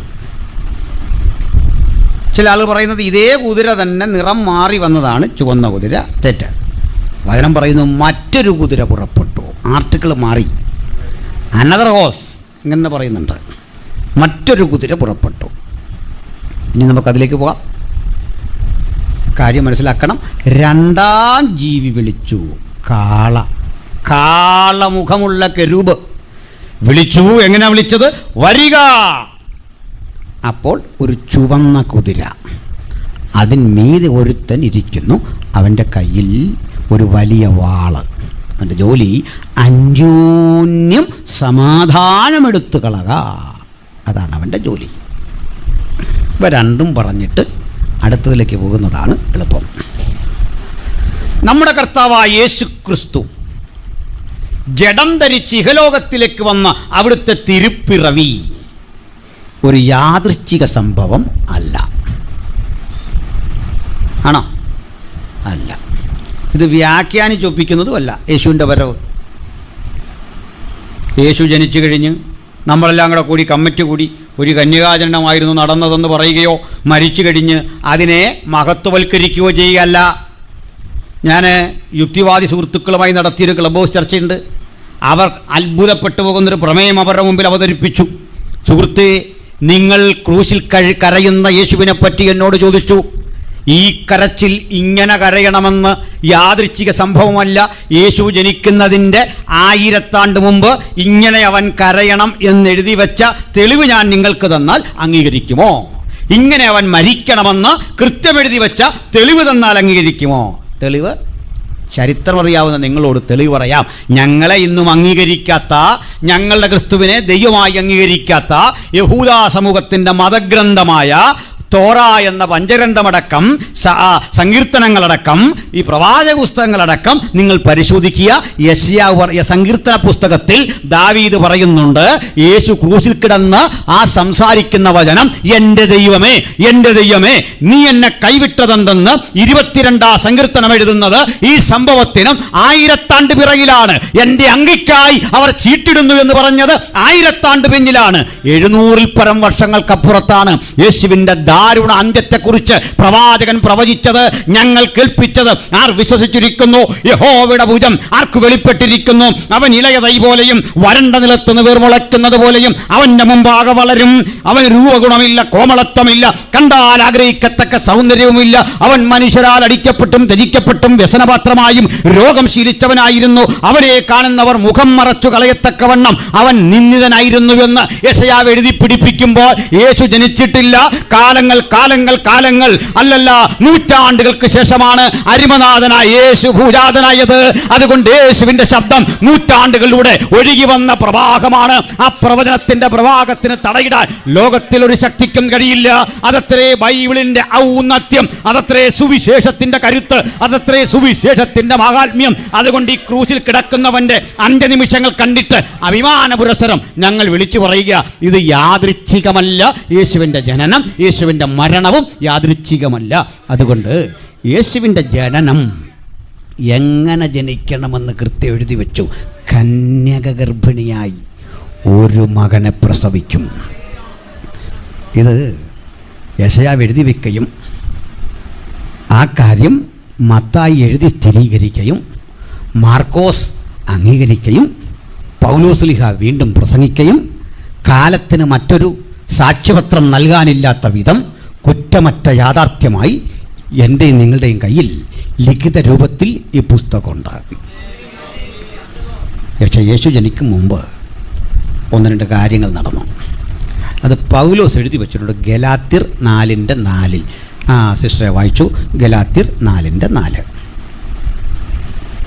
വേഗത്തിൽ വായിക്കണം, ഇല്ലെങ്കിൽ ഞാൻ പറഞ്ഞു വിടാം. ഗലാത്യർ 4:4.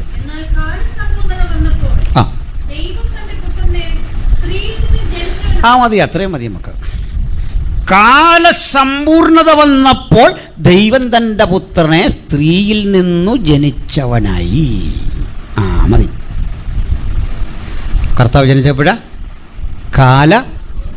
കാലസമ്പൂർണത എന്ന് പറഞ്ഞാൽ എന്താ? കാലം സമ്പൂർണമായി.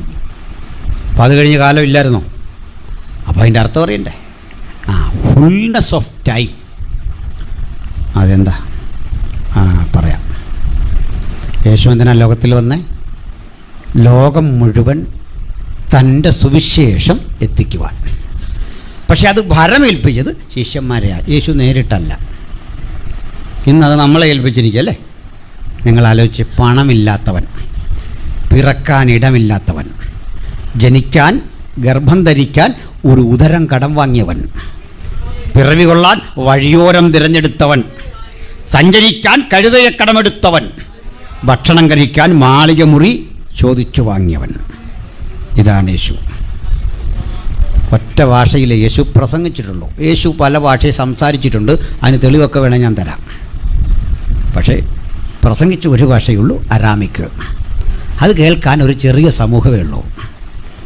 സത്യത്തിൽ അതിൻ്റെ അന്നത്തെ ഘടന വെച്ച് അന്നേ പൊട്ടിപ്പോകേണ്ട മാർഗം. അനഭ്യസ്തവിദ്യരായ പത്രോസും യോഹന്നാനും സമ്പന്നരല്ലാത്ത കുറേ പാവങ്ങൾ. യേശുവിൻ്റെ ഭാഷ ഏറ്റവും ലളിതമായ 120 മൈലിൻ്റെ ചുറ്റളവിൽ ഒതുങ്ങി നിൽക്കുന്ന അരാമിക്ക് ഭാഷ. അവൻ പാലസ്തീനിയെ വിട്ട് പുറത്തു പോയില്ല.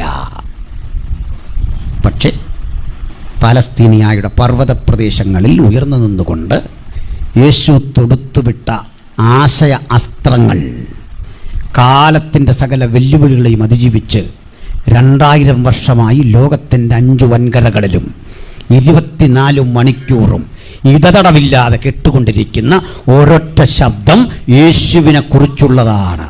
ആഫ്രിക്കയിൽ, അന്റാർട്ടിക്കയിൽ, ഏഷ്യയിൽ എല്ലാ വൻകരകളിലും മനുഷ്യസ്പർശമുള്ള മണ്ഡലങ്ങളിലൊക്കെ കേട്ടുകൊണ്ടിരിക്കുന്ന ശബ്ദം യേശുവിൻ്റെ ശബ്ദമാണ്. ആ യേശുവിനെയാ ഞാനും വിളിക്കുന്നത് ഓർക്കുമ്പോൾ അഭിമാനമുള്ള ദൈവമക്കളെ ഓർത്ത് കർത്താവിനെ സ്തുതിക്കുന്നു. എല്ലാ നാവും യേശുക്രിസ്തു കർത്താവെന്ന് ഏറ്റുചൊല്ലുമാറ് മഹാശബ്ദത്തിൻ്റെ ഉടമയാ നമ്മൾ ഇന്ന് ആരാധിക്കുന്നത്.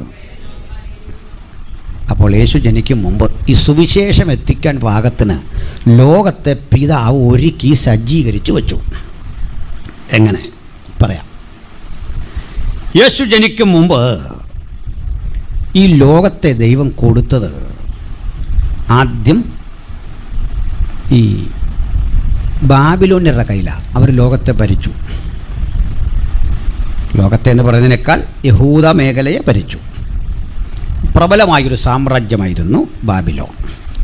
ഞാൻ ആ ചരിത്രത്തിലേക്കൊന്നും പോകുന്നില്ല. അവർക്ക് ശേഷം വന്നത് പേർഷ്യക്കാരായിരുന്നു. ഈ ബാബിലോണിൻ്റെ ലോകത്തെ ഭരിക്കുമ്പോൾ അവർക്ക് ചില കഴിവുകളൊക്കെ ഉണ്ടായിരുന്നു. അവരുടെ സംഭാവന ലോകത്തിന് പ്രയോജനപ്പെട്ടു. അങ്ങനെയാണ്. രണ്ടാം ഘട്ടം പേർഷ്യക്കാർ ലോകത്തെ ഭരിച്ചു. അവരും ലോകത്തിന് ഒത്തിരി കോൺട്രിബ്യൂഷൻ കൊടുത്തിട്ടുണ്ട്. ഇന്നും അതിൻ്റെ അനുരണനങ്ങൾ ലോകത്തിൽ കാണാം. എന്ന് പറഞ്ഞാൽ ഞാനിട്ടിരിക്കുന്ന ഈ ജുബ്ബ ആത്മാവ് പറഞ്ഞിട്ടോ വെളിപ്പാട് കണ്ടിട്ടോ ഇട്ടതല്ല. ഇത് പേർഷ്യൻ കൾച്ചറാണ്. പിടികിട്ടിയോ? പേർഷ്യൻ കൾച്ചറാണ്. ഈ വിരിച്ചിരിക്കുന്ന പരവതാനി, ഈ വിട്ടിരിക്കുന്ന സംഗതിയില്ലേ, ഇത് പേർഷ്യക്കാരൻ്റെ സംഭാവനയാണ്. നമ്മൾ വായിക്കുന്ന തബല, ഹിന്ദുസ്ഥാനി സംഗീതം, ഇതൊക്കെ പേർഷ്യക്കാരുടെ സംഭാവനയാണ്. ലോകത്തിന് അവർ കൊടുത്ത സംഭാവനയാണ്. ഞാൻ സംഭാവന എന്ന് ഒത്തിരി പറയുമ്പോൾ ആൾക്കാർ എഴുന്നേറ്റ് പോകാൻ തുടങ്ങുന്നു. അതുകൊണ്ട് ഞാൻ ഇനി അധികം ആ കാര്യം മിണ്ടുന്നില്ല. എവിടെ ചെന്നാലും ഇതാ. അതുകൊണ്ട് നിങ്ങൾ ഉദ്ദേശിച്ച സംഭാവനയല്ല. പോട്ടെ, ശുശ്രൂഷയൊക്കെ കൊള്ളായിരുന്നു. അവസാനം തെറ്റിക്കാനുള്ള പണിയാണ് സംഭാവന എന്ന് 5-6 തവണ പുള്ളി പറഞ്ഞു. ഞാൻ ആ സംഭാവന അല്ല പറഞ്ഞു. Not about your contribution. വിട്ടേക്ക്. അടുത്തത്, ലോകത്തെ ഏറെ സഹായിച്ച ഒരു കോൺട്രിബ്യൂഷൻ ലോകത്തിന് കൊടുത്തൊരു സാമ്രാജ്യം ഗ്രീക്കുകാരുടേതായിരുന്നു. ഗ്രീക്കുകാർ ലോകത്തിന് കൊടുത്തത്, അലക്സാണ്ടർ ലോകത്തെ വെട്ടിപ്പിടിച്ചപ്പോൾ ലോകത്തിൻ്റെ 4/3 ഭാഗവും അയാളുടെ കയ്യിലായി. എല്ലാം അത്ര കൃത്യമല്ല എങ്കിലും ലോകത്തിൽ അനേക രാജ്യങ്ങൾ, ഇന്ത്യയുടെ പാതി വഴി വരെ പിടിച്ചുകൊണ്ടുപോയി. അലക്സാണ്ടർ പോയ വഴിക്കെല്ലാം അയാളുടെ ഭാഷ ഇങ്ങനെ പാകി ആ പദങ്ങൾ ഇട്ടിട്ടാണ് പോയത്. ആണ്ടാ നിങ്ങൾ പഠിക്കുന്ന ഏത് വിഷയം പഠിച്ചാലും ഒരു ഗ്രീക്ക് വേർഡ് പഠിക്കാതിരിക്കാൻ നോക്കുകയില്ല. മാത്സ് അത് മൊത്തം ഗ്രീക്കാണ്. Alpha, beta, gamma. ഫിസിക്സ് പഠിച്ചു, അതിൽ ഗ്രീക്കുണ്ട്. V is equal to F lambda പഠിച്ചിട്ടില്ലേ? പ്രവേഗ സിദ്ധാന്തം അതും കണ്ടല്ലേ? ഞങ്ങൾ പാസ്റ്റർമാർ പറയുന്ന ശാസ്ത്രം എല്ലാം വിശ്വസിക്കരുത്, അത് വേറെ കാര്യം. അത് അതുപോലെ ഈ തീറ്റ എന്ന് പഠിക്കുകയല്ലേ? ഭക്ഷിക്കുന്ന തീറ്റയല്ല. Sine theta, cos theta, tan theta, ഇതെല്ലാം ഗ്രീക്ക. അത് വിട്ട് നമുക്ക് വൈദ്യശാസ്ത്രത്തിലേക്ക് വരാം. നിങ്ങൾ പറയില്ലേ, ഒരു ഓർത്തോപീഡിയാട്രീഷ്യനെ കാണാൻ പോയതാണ്, അല്ലെ പറയും പീഡിയാട്രീഷ്യനെ കാണാൻ പോയതാണ്. പീഡിയാട്രീഷ്യൻ ഗ്രീക്ക് വേർഡ് പൈഡിയ. ചിൽഡ്രൻ, നിങ്ങൾ തിരിഞ്ഞ് ശിശുക്കളെ പോലായി വരണം. പൈഡിയ. യേശു തൻ്റെ അമ്മയായ മറിയെ വിളിച്ചു ഗുനൈ എന്ന് വെച്ച സ്ത്രീയെ. ഗുനൈ, അതിൽ നിന്ന് ഗൈനക്കോളജി, സ്ത്രീയെ പറ്റിയുള്ള പഠനം. ഞാൻ നിൻ്റെ ഹൃദയങ്ങളെയും ഉൾപ്പൂവുകളെയും ആരായുന്ന ദൈവം. ഗ്രീക്കിൽ കിടക്കുക. എനിക്ക് നിൻ്റെ നെഫ്രോണും കാർഡിയായും അറിയാം. പിടിയോ? നെഫ്രോൺ, കാർഡിയ, ന്യൂറോൺ, ഇതെല്ലാം ഈ പുസ്തകത്തിലുള്ള സാധന. ഗ്രീക്ക് ഭാഷ മനസ്സിലായില്ലേ? ബുദ്ധിമാന്മാരുടെ ഭാഷയായിരുന്നു ഗ്രീക്ക്. ഈ ഭാഷ ലോകം മുഴുവൻ നിറച്ചു. അതുകൊണ്ട് എന്താ പഠിച്ചാലും ഗ്രീക്ക് പഠിക്കണം. അത് കഴിഞ്ഞ് പുള്ളിക്ക് പക്ഷേ ഈ ഭാഷയിൽ അധികം ലോകത്തെ ഭരിക്കാൻ കഴിഞ്ഞില്ല. ആൾ മരിച്ചുപോയി. 30-31 വയസ്സേ ഉള്ളൂ. അത് മരണവീട്ടിൽ കേട്ട് അലക്സാണ്ടർ പോലും മടുത്തത് കൊണ്ട് ഞാനത് മിണ്ടുന്നില്ല. ശവപ്പെട്ടി കൈ പുറത്തു വിട്ടണമെന്നൊക്കെ ഉള്ള കേട്ട് അവിടെ വിട്ടേക്കാം. അലക്സാണ്ടർ മരിച്ചു. ഭാഷ ലോകം മുഴുവൻ എത്തിച്ചു. പിന്നാലെ വന്നത് റോമക്കാരാണ്. റോമക്കാരുടെ സന്തോഷം വികസനം, ഇൻഫ്രാസ്ട്രക്ചർ ശരിയാക്കുക. നല്ല ഹൈവേകൾ പണിയാണ്. നമ്മളൊക്കെ ഈ ഹൈവേ എന്ന് മനസ്സിലാക്കിയിരിക്കുന്നത്, വാസ്തവത്തിൽ ഹൈവേ കണ്ടാൽ നമ്മൾ അന്തിച്ചു. നമ്മുടെ നാട്ടിൽ ഈ ഹൈവേ ഉണ്ടാകുന്നത് ഉള്ള റോഡിന് നടുവിലൂടെ കുമ്മായങ്കലയ്ക്ക് ഒരു വഴ. ഇതാണോ ഹൈവേ? പോട്ടെ. ഇപ്പം നല്ല PWD ഒക്കെ കേട്ടോ, അത് വേറൊരു സത്യം. ഇല്ല, ഞാൻ ആ മിനിസ്ട്രിക്കെതിരെയൊന്നുമല്ല. നല്ല മിനിസ്റ്ററാണ് PWD, അതിനെതിരെ പറഞ്ഞല്ല. നമ്മുടെ നാട്ടിൽ അതേ പറ്റൂ. മലയൊക്കെ അതിൻ്റെ ഇങ്ങനെ വളഞ്ഞും തിരിഞ്ഞൊക്കെ പറ്റുള്ളൂ. പക്ഷെ റോമക്കാരിങ്ങനെ വളഞ്ഞ് റോഡൊന്നും വെട്ടില്ല. വളഞ്ഞ് ചെരിഞ്ഞ റോഡുകൾ നല്ല സ്ട്രെയിറ്റായിട്ട് വെട്ടിച്ചു. 2 ഭാഗത്തും തണൽ മരങ്ങൾ വെച്ചു. ചുമട് കൊണ്ട് വെക്കാൻ വേണ്ടി എന്താ പറയുക, അത്താണികൾ അല്ലെങ്കിൽ ചുമട് താങ്ങികൾ വെച്ചു. നമ്മുടെ നാട്ടിലും ചിലയിടത്തൊക്കെ അപൂർവമായിട്ട് കാണാം. തണൽ മരങ്ങൾക്കിടയിലൂടെയുള്ള യാത്ര അതുകൂടാതെ കടലിലും ചില പരിഷ്കാരങ്ങൾ വരുത്തി. തന്നു കേട്ടു. വളഞ്ഞ് തിരിഞ്ഞു കിടക്കുന്ന കടലിൻ്റെ തീരങ്ങളിൽ കനാലുകൾ വെട്ടി ഏകീകരിച്ചു. മനസ്സിലായോ? കനാലുകൾ വെട്ടി ഏകീകരിച്ചു. പിന്നെയുണ്ട് നദികൾ, പല വഴിക്കൊഴുകുന്ന നദികളെ തമ്മിൽ ഏകീകരിച്ച് കനാലുകൾ വെട്ടി ഒന്നാക്കി. എല്ലാം മനസ്സിലായോ? നിങ്ങൾക്ക് മനസ്സിലാകത്തില്ല, സഹോദരിമാർക്ക് പ്രത്യേകിച്ച് മനസ്സിലാത്തതിന് കാരണമുണ്ട്. നമ്മുടെ രാജ്യത്ത് ഞാൻ സ്ഥിരം കേൾക്കുന്നൊരു വാർത്ത, ഒരു 15 വർഷമായിട്ട് കേൾക്കുന്നതാണ്. ഇന്ത്യയിലെ പല നദികളെ ഒരുമിച്ച് ചേർക്കാൻ സർക്കാർ കോടിക്കണക്കിന് രൂപ ചെലവഴിച്ചു. കാരണം ചിലയിടത്ത് പ്രളയം വരുന്നു, അപ്പോൾ അപ്പുറത്ത് വെള്ളമില്ല. അപ്പോൾ ഈ വെള്ളം വെട്ടി അങ്ങോട്ട് ചീപ്പ് വെച്ച്, ചീപ്പെന്ന് ഞാൻ പറയുന്നത് അതിൻ്റെ ടെക്നിക്കൽ പേരാണ്, അത് വെച്ച് തിരിച്ച് അങ്ങോട്ട് വിട്ട് ആ വെള്ളം അങ്ങ് പൊക്കോളും, ഇവിടുത്തെ പ്രളയം മാറും, അവിടെ വെള്ളവും കിട്ടും. നല്ല പദ്ധതിയായിരുന്നു, ആരും തടഞ്ഞിട്ടല്ല, എല്ലാവർക്കും ഇഷ്ടമായിരുന്നു, ഫണ്ടും ചിലവഴിച്ചു. പക്ഷെ അത് നീങ്ങുന്നില്ല. അതിൻ്റെ കാരണം എന്താണെന്ന് എനിക്കറിയത്തില്ല. കൂടോത്രമാണോ, ആരിലും ബന്ധിച്ച് പ്രാർത്ഥിച്ചോ, ഇതൊന്നും എനിക്കറിയില്ല. പക്ഷെ ഞാൻ കണ്ടുപിടിച്ചൊരു കാരണമുണ്ട്, ഇതൊന്നും വിജയിക്കുകയില്ല ഇന്ത്യയിൽ. അതിൻ്റെ കാരണം നമ്മുടെ നാട്ടിലെ നദികളിൽ ഒരു നദി ഒഴികെ ബാക്കിയെല്ലാ നദികളുടെയും പേര് സ്ത്രീകളുടെ പേരാണ്. ഗംഗ, യമുന, സരയു. സ്ത്രീകൾ ചോദിച്ചു പോവോ? എവിടെയെങ്കിലും ചോദിച്ചു പോകും. ഒരു മീറ്റിങ്ങിന് യോജിച്ചൊന്ന് പോകുമോ നിങ്ങളൊന്ന് ആലോചിച്ചു. ഞങ്ങളെത്ര വർഷമായിട്ട് ഹൈസ്കൂളിലാണ് ജീവിതം. അവിടെ സ്ത്രീകളുടെ ഹോസ്റ്റലുണ്ട്, ആൺകുട്ടികളുടെ ഹോസ്റ്റലുണ്ട്. ഈ ആൺകുട്ടികളുടെ ഹോസ്റ്റലിടയ്ക്ക് വഴക്കും ബഹളമൊക്കെ ഉണ്ടെങ്കിലും ഈ പിരിയുന്നതിൻ്റെ അന്ന് ഭയങ്കര സങ്കടമാണ്. ക്ഷമയൊക്കെ പറഞ്ഞ് കെട്ടിപ്പിടിച്ചേ പോകുള്ളൂ. അന്നും പക വെച്ച് പോവാ പെൺപിള്ളേർ. ഞാൻ കാണിച്ചു തരാമെന്ന് പറഞ്ഞു. മനസ്സിലായോ? യോജിക്കുകയില്ല. ഞാൻ തന്നെയാണ് നിങ്ങളുടെ ഗുണങ്ങളെല്ലാം പറഞ്ഞു തുടങ്ങിയേ. ഇതേ കൂടെ പറഞ്ഞില്ല നോക്കുമോ? നമുക്ക് യോജിച്ച് പോകണം എന്നെങ്കിലും. സന്തോഷമല്ലേ? സ്തോത്രം. അപ്പോൾ ഈ നദികളെ തമ്മിൽ ഏകീകരിച്ചു റോമക്കാർ. ഇതുകൊണ്ട് ഗുണമുണ്ടായത് റോമക്കാർക്കല്ലെന്ന്. 6 മാസം കൊണ്ടൊക്കെ ഇങ്ങനെ കപ്പൽ വഴി യാത്ര ചെയ്യാവുന്ന ദൂരം 3-4 ദിവസം കൊണ്ട് ചെല്ലാവുന്നതായി. Achaia to Corinth, Corinth to Ephesus, കടൽ വഴിയുള്ള യാത്ര പെട്ടെന്നായി. സർക്കാർ കടൽ കൊള്ളക്കാരെ അമർച്ച ചെയ്തു. കുതിരവണ്ടി പോലെയൊക്കെയുള്ള അന്നത്തെ വണ്ടിയിൽ യാത്ര ചെയ്യുന്നവർക്ക് നേരെയുള്ള റോഡുകൾ അധികം പ്രയോജനം ചെയ്തു. അങ്ങനെയാണ് എല്ലാ റോഡും റോമിലേക്കെന്നൊരു വഴമൊഴി തന്നെ ഉണ്ടായത്. കേട്ടല്ലോ? ഇത് രണ്ടും പ്രയോജനപ്പെടുത്തിയത് റോമക്കാരോ ഗ്രീക്കുകാരോ അല്ല, നമ്മുടെ പൗലോസും ഒക്കെയാണ്. ഈ വഴി ഇങ്ങനെ കിട്ടിയില്ലെങ്കിൽ സുവിശേഷം പറയാൻ നമുക്ക് സൗകര്യം ഉണ്ടാകുമെന്ന് വെച്ചാൽ ഇല്ല. അതുകൊണ്ട് കേരളയിലും ഒക്കെ വരട്ടെ, വിമാനത്താവളവും വരട്ടെ. അതൊക്കെ നമുക്ക് നല്ലതാണെന്ന് വിശ്വസിക്കുന്ന ഒരാളാണ് ഞാൻ. അതിന് കാരണം നമ്മൾ തടഞ്ഞ ഇതെല്ലാം വരുമോ, വരാതിരിക്കുമോ? അതതിൻ്റെ വഴിക്ക് വരട്ടെ. വേഗത മുഖമുദ്രയാക്കിയ ഒരു ലോകത്തിൻ്റെ അടയാളങ്ങൾ ഇങ്ങനെ രൂപപ്പെടും. അതായി പറഞ്ഞു വരുന്നത്. അന്ന് പെട്ടെന്ന് സുവിശേഷം പറയാൻ പറ്റി. റോമർക്ക് ലേഖനം എഴുതുമ്പോൾ പൗലോസ് പറയുക, നിങ്ങളുടെ വിശ്വാസം മുഴുവൻ ലോകത്തിലും പ്രസിദ്ധമായിരിക്കുന്നു. എല്ലായിടത്തും സുവിശേഷം എത്തിച്ചു. അങ്ങനെ സുവിശേഷം ലോകത്തോട് മുഴുവൻ പ്രസംഗിക്കാൻ വേണ്ട ഒരു ഇൻഫ്രാസ്ട്രക്ചർ പ്രകൃതിയെ ഉപയോഗിച്ച്, രാജാക്കന്മാരുപയോഗിച്ച് ദൈവം സജ്ജീകരിച്ചിട്ട യേശുവിനെ ഇവിടേക്ക് അയച്ചത്. അണ്ട് അതിൻ്റെ പേരാ കാലസമ്പൂർണത. തെറ്റിക്കോ? ഞാൻ വിഷയം വിട്ടു പോകുന്ന നിങ്ങളോർത്തല്ല, ഇതാണ് കാലസമ്പൂർണത. മനസ്സിലായോ? ശ്രദ്ധിക്കാതെ നിൻ്റെ ദോഷം പിടികിട്ടിയോ? ശ്രദ്ധിച്ച്. അവസാനത്തെ 1-2 കാര്യങ്ങൾ കൂടിയുണ്ട്. ഇവിടെ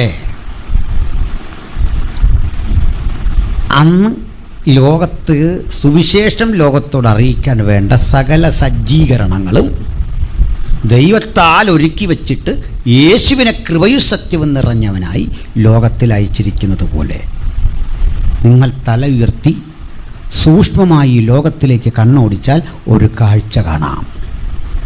ലോകം വീണ്ടും ഒരു രാജാവിനെ എതിരേൽക്കാൻ അറിയാതെ ഒരുങ്ങിക്കൊണ്ടിരിക്കുന്നു.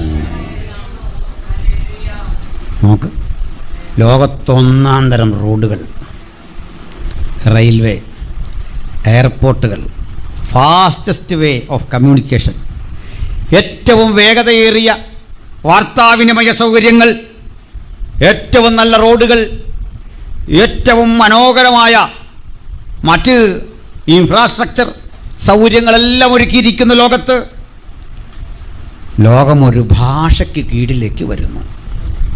ശ്രദ്ധിച്ചോ? ലോകം ഒരു ഭാഷയ്ക്ക് കീഴിൽ.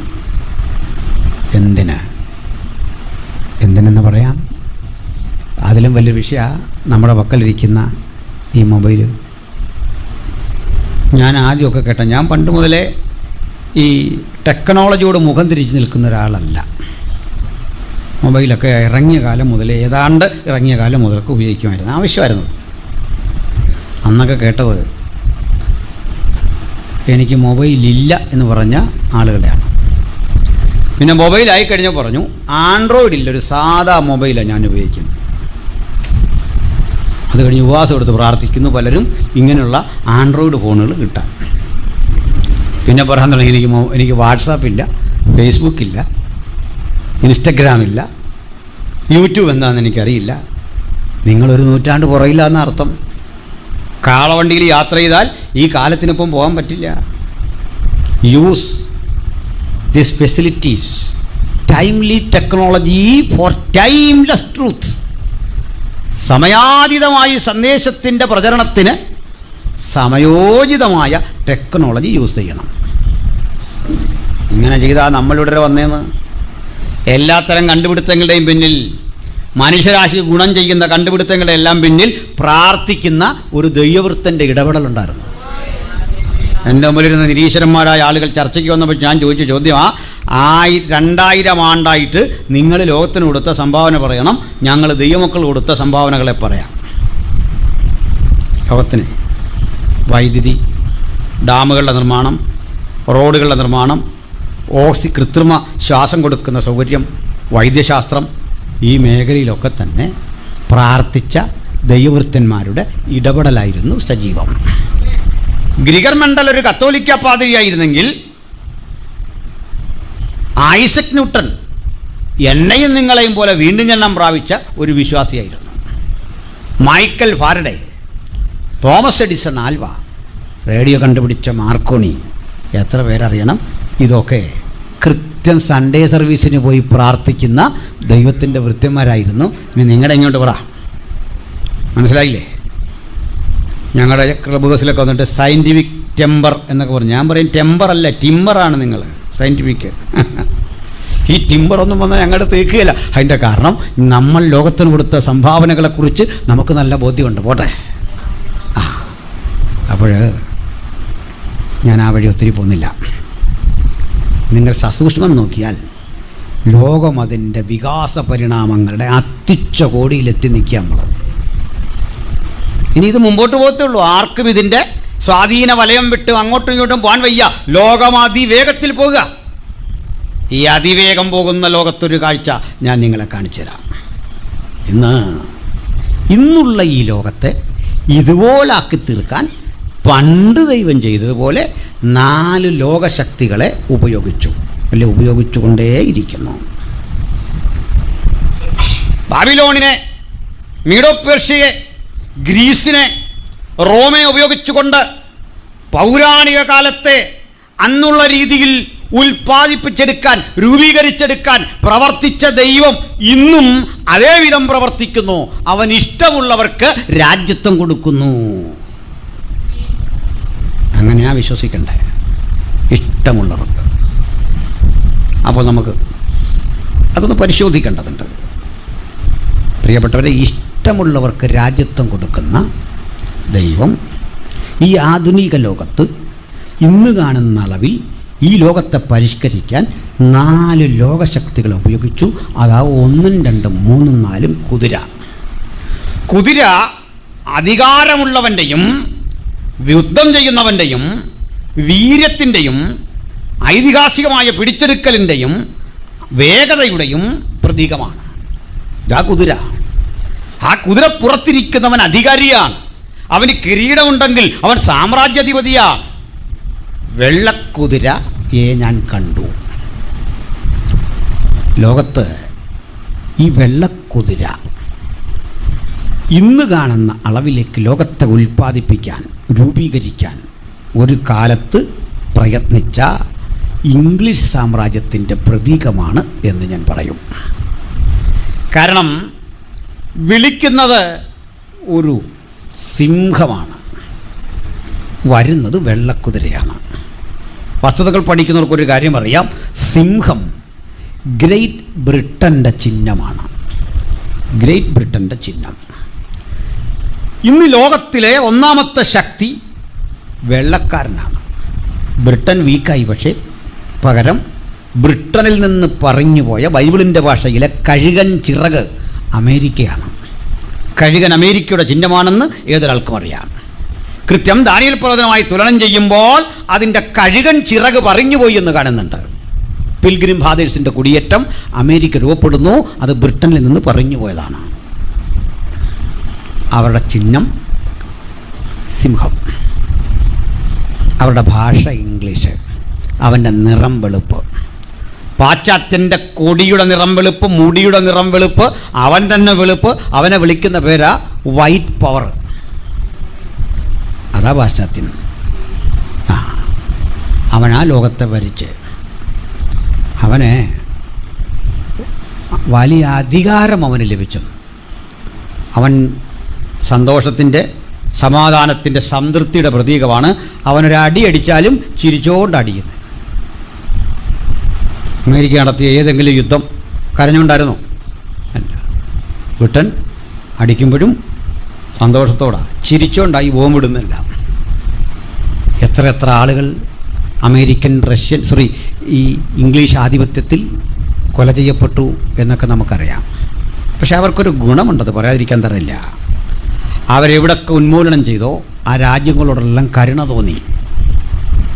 അഫ്ഗാനിൽ നിന്നുമൊക്കെ ഇന്ന് കുടിയേറുന്ന അറബികളെ പാർപ്പിക്കാൻ അവർ തയ്യാറെടുക്കുന്നത് ഒരു തലമുറ ചെയ്ത തെറ്റ് ഞങ്ങളായി തിരുത്തട്ടെ എന്ന താല്പര്യം കൊണ്ടാണ്. തീർച്ചയായിട്ടും ലോകമിന്നായിരിക്കുന്ന അളവിൽ ഉൽപ്പാദിപ്പിച്ചെടുക്കാൻ ബ്രിട്ടൻ പണിയെടുത്തിട്ടുണ്ട്, ഇംഗ്ലീഷ് സാമ്രാജ്യം പണിയെടുത്തിട്ടുണ്ട്. ബ്രിട്ടൻ ലോകത്തിലെ ശക്തിയായി, അമേരിക്ക ലോകത്തിലെ ശക്തിയായി അധികാരമേറ്റുകൊണ്ടിരിക്കുന്ന അതേ കാലത്ത് എല്ലാവരെയും അത്ഭുതപ്പെടുത്തിക്കൊണ്ട് ഒരു രണ്ടാം ലോകശക്തി ഉദയം ചെയ്തു. അതാ രണ്ടാമത്തെ കുതിര. രണ്ടാമത്തെ കുതിരയെ വിളിക്കുന്നത് കാളമുഖമുള്ളൊരു ജീവിയാണ്. വരുന്നതൊരു ചുവന്ന കുതിരയാണ്. കാള തൊഴിലെടുക്കുന്നവൻ്റെ പ്രതീകമാണ്. വണ്ടി വലിക്കുന്ന, മുഖം ചുമക്കുന്ന, ചുമട് വഹിക്കുന്ന, പണിയെടുക്കുന്ന വർക്കിംഗ് ക്ലാസിൻ്റെ പ്രതീകമാണ് കാള. കാള വിളിച്ചപ്പോൾ വന്നവൻ ചുവപ്പനാണ്. കാളയുടെ വിളി നമ്മൾ ചരിത്രത്തിൽ മുഴങ്ങി കേട്ടിട്ടുണ്ട്. സർവ്വരാജ്യ തൊഴിലാളികളെ സംഘടിക്കണം, ഒന്നാകണം. റഷ്യൻ വിപ്ലവത്തിലൂടെ ലോകത്തിൻ്റെ പലയിടങ്ങളിൽ നടന്ന വർക്കിംഗ് ക്ലാസിൻ്റെ സ്ട്രഗിൾ അധികാരം പിടിച്ചെടുക്കാൻ അവരെ പ്രേരിപ്പിച്ചു. അവരും ഒരു ശക്തിയായി. ഒന്നും രണ്ടും ശക്തി. ഒന്നാം ശക്തിയുടെ കൊടിയുടെ നിറം വെളുപ്പ്, മുടിയുടെ നിറം വെളുപ്പ്. അവനെ വെളുപ്പെങ്കിൽ രണ്ടാം ശക്തിയുടെ കൊടിയുടെ നിറം ചുവപ്പ്, മംഗോളിയൻ്റെ മുടിയുടെ നിറം ചുവപ്പ്. അവൻ്റെ പ്രത്യേകത ഏറ്റവും കടുത്ത വിപ്ലവം. ഈ രണ്ട് ശക്തികൾ ഇങ്ങനെ നിൽക്കച്ചെയ്ത് കഴിഞ്ഞ സഹസ്രാബ്ദം 1900 ആണ്ടിൻ്റെ അവസാനം ലോകം ഒരു അമ്പരപ്പിക്കുന്ന വാർത്ത കേട്ട് ഉറങ്ങി. അത് സോവിയറ്റ് യൂണിയൻ്റെ പതനമായിരുന്നു. കഴിഞ്ഞ നൂറ്റാണ്ടല്ലെങ്കിൽ സഹസ്രാബ്ദം എന്ന് തന്നെ പറയാം. ഉറങ്ങാൻ കിടക്കുന്നത് USSRൻ്റെ പതനം കെട്ടാണ്. Red power വീക്കായി. എന്നാൽ 2000 ആണ്ട് ഉണർന്നത് മറ്റൊരു ശബ്ദം കെട്ടാണ്. പാശ്ചാത്യ രാജ്യങ്ങളുടെ തകർച്ച. പാശ്ചാത്യ രാജ്യങ്ങളും തകർന്നു. സമ്പദ് വ്യവസ്ഥയിൽ ഇടിവുണ്ടായി. ഇതോർത്ത് നമ്മളൊന്നും സന്തോഷിക്കണ്ട. പക്ഷെ എന്നാലും അവരാ പവർ. പാശ്ചാത്യരും റഷ്യയാണ്. റഷ്യക്ക് പവറില്ലെന്നൊന്നും വിവരദോഷം പറയില്ല. പാസ്മാരി പലരും പ്രസംഗിക്കുമ്പോൾ ഇങ്ങനെയൊക്കെ പറയും. പവറില്ലാഞ്ഞിട്ടാണോ ഇത്രയും രാജ്യങ്ങൾ എതിർത്തിട്ട് അവരുടെ ഡോളർ, റൂബിള്, അതിൻ്റെ വിലയിടിക്കാൻ അമേരിക്ക നോക്കിയിട്ട് തന്ത്രപരമായിട്ട് അതിജീവിച്ച് നാറ്റോ സഖ്യത്തെ വെല്ലുവിളിച്ച് ഉക്രൈനിൽ അധിനിവേശം നടത്തി ഇപ്പോൾ നടത്തുന്ന ഇടപെടൽ കണ്ടില്ലേ? പവറുണ്ട്, അധികാരമുണ്ട്, സമ്പത്തുണ്ട്, ഡോളർ കരുതൽ ശേഖരമുണ്ട്. ഞാൻ ആ രാഷ്ട്രീയത്തിലേക്ക് കൂടുതൽ കിടക്കുന്നില്ല. അമേരിക്കയും ശക്തിയാണ്, ഇത് രണ്ടും പവറാണ്.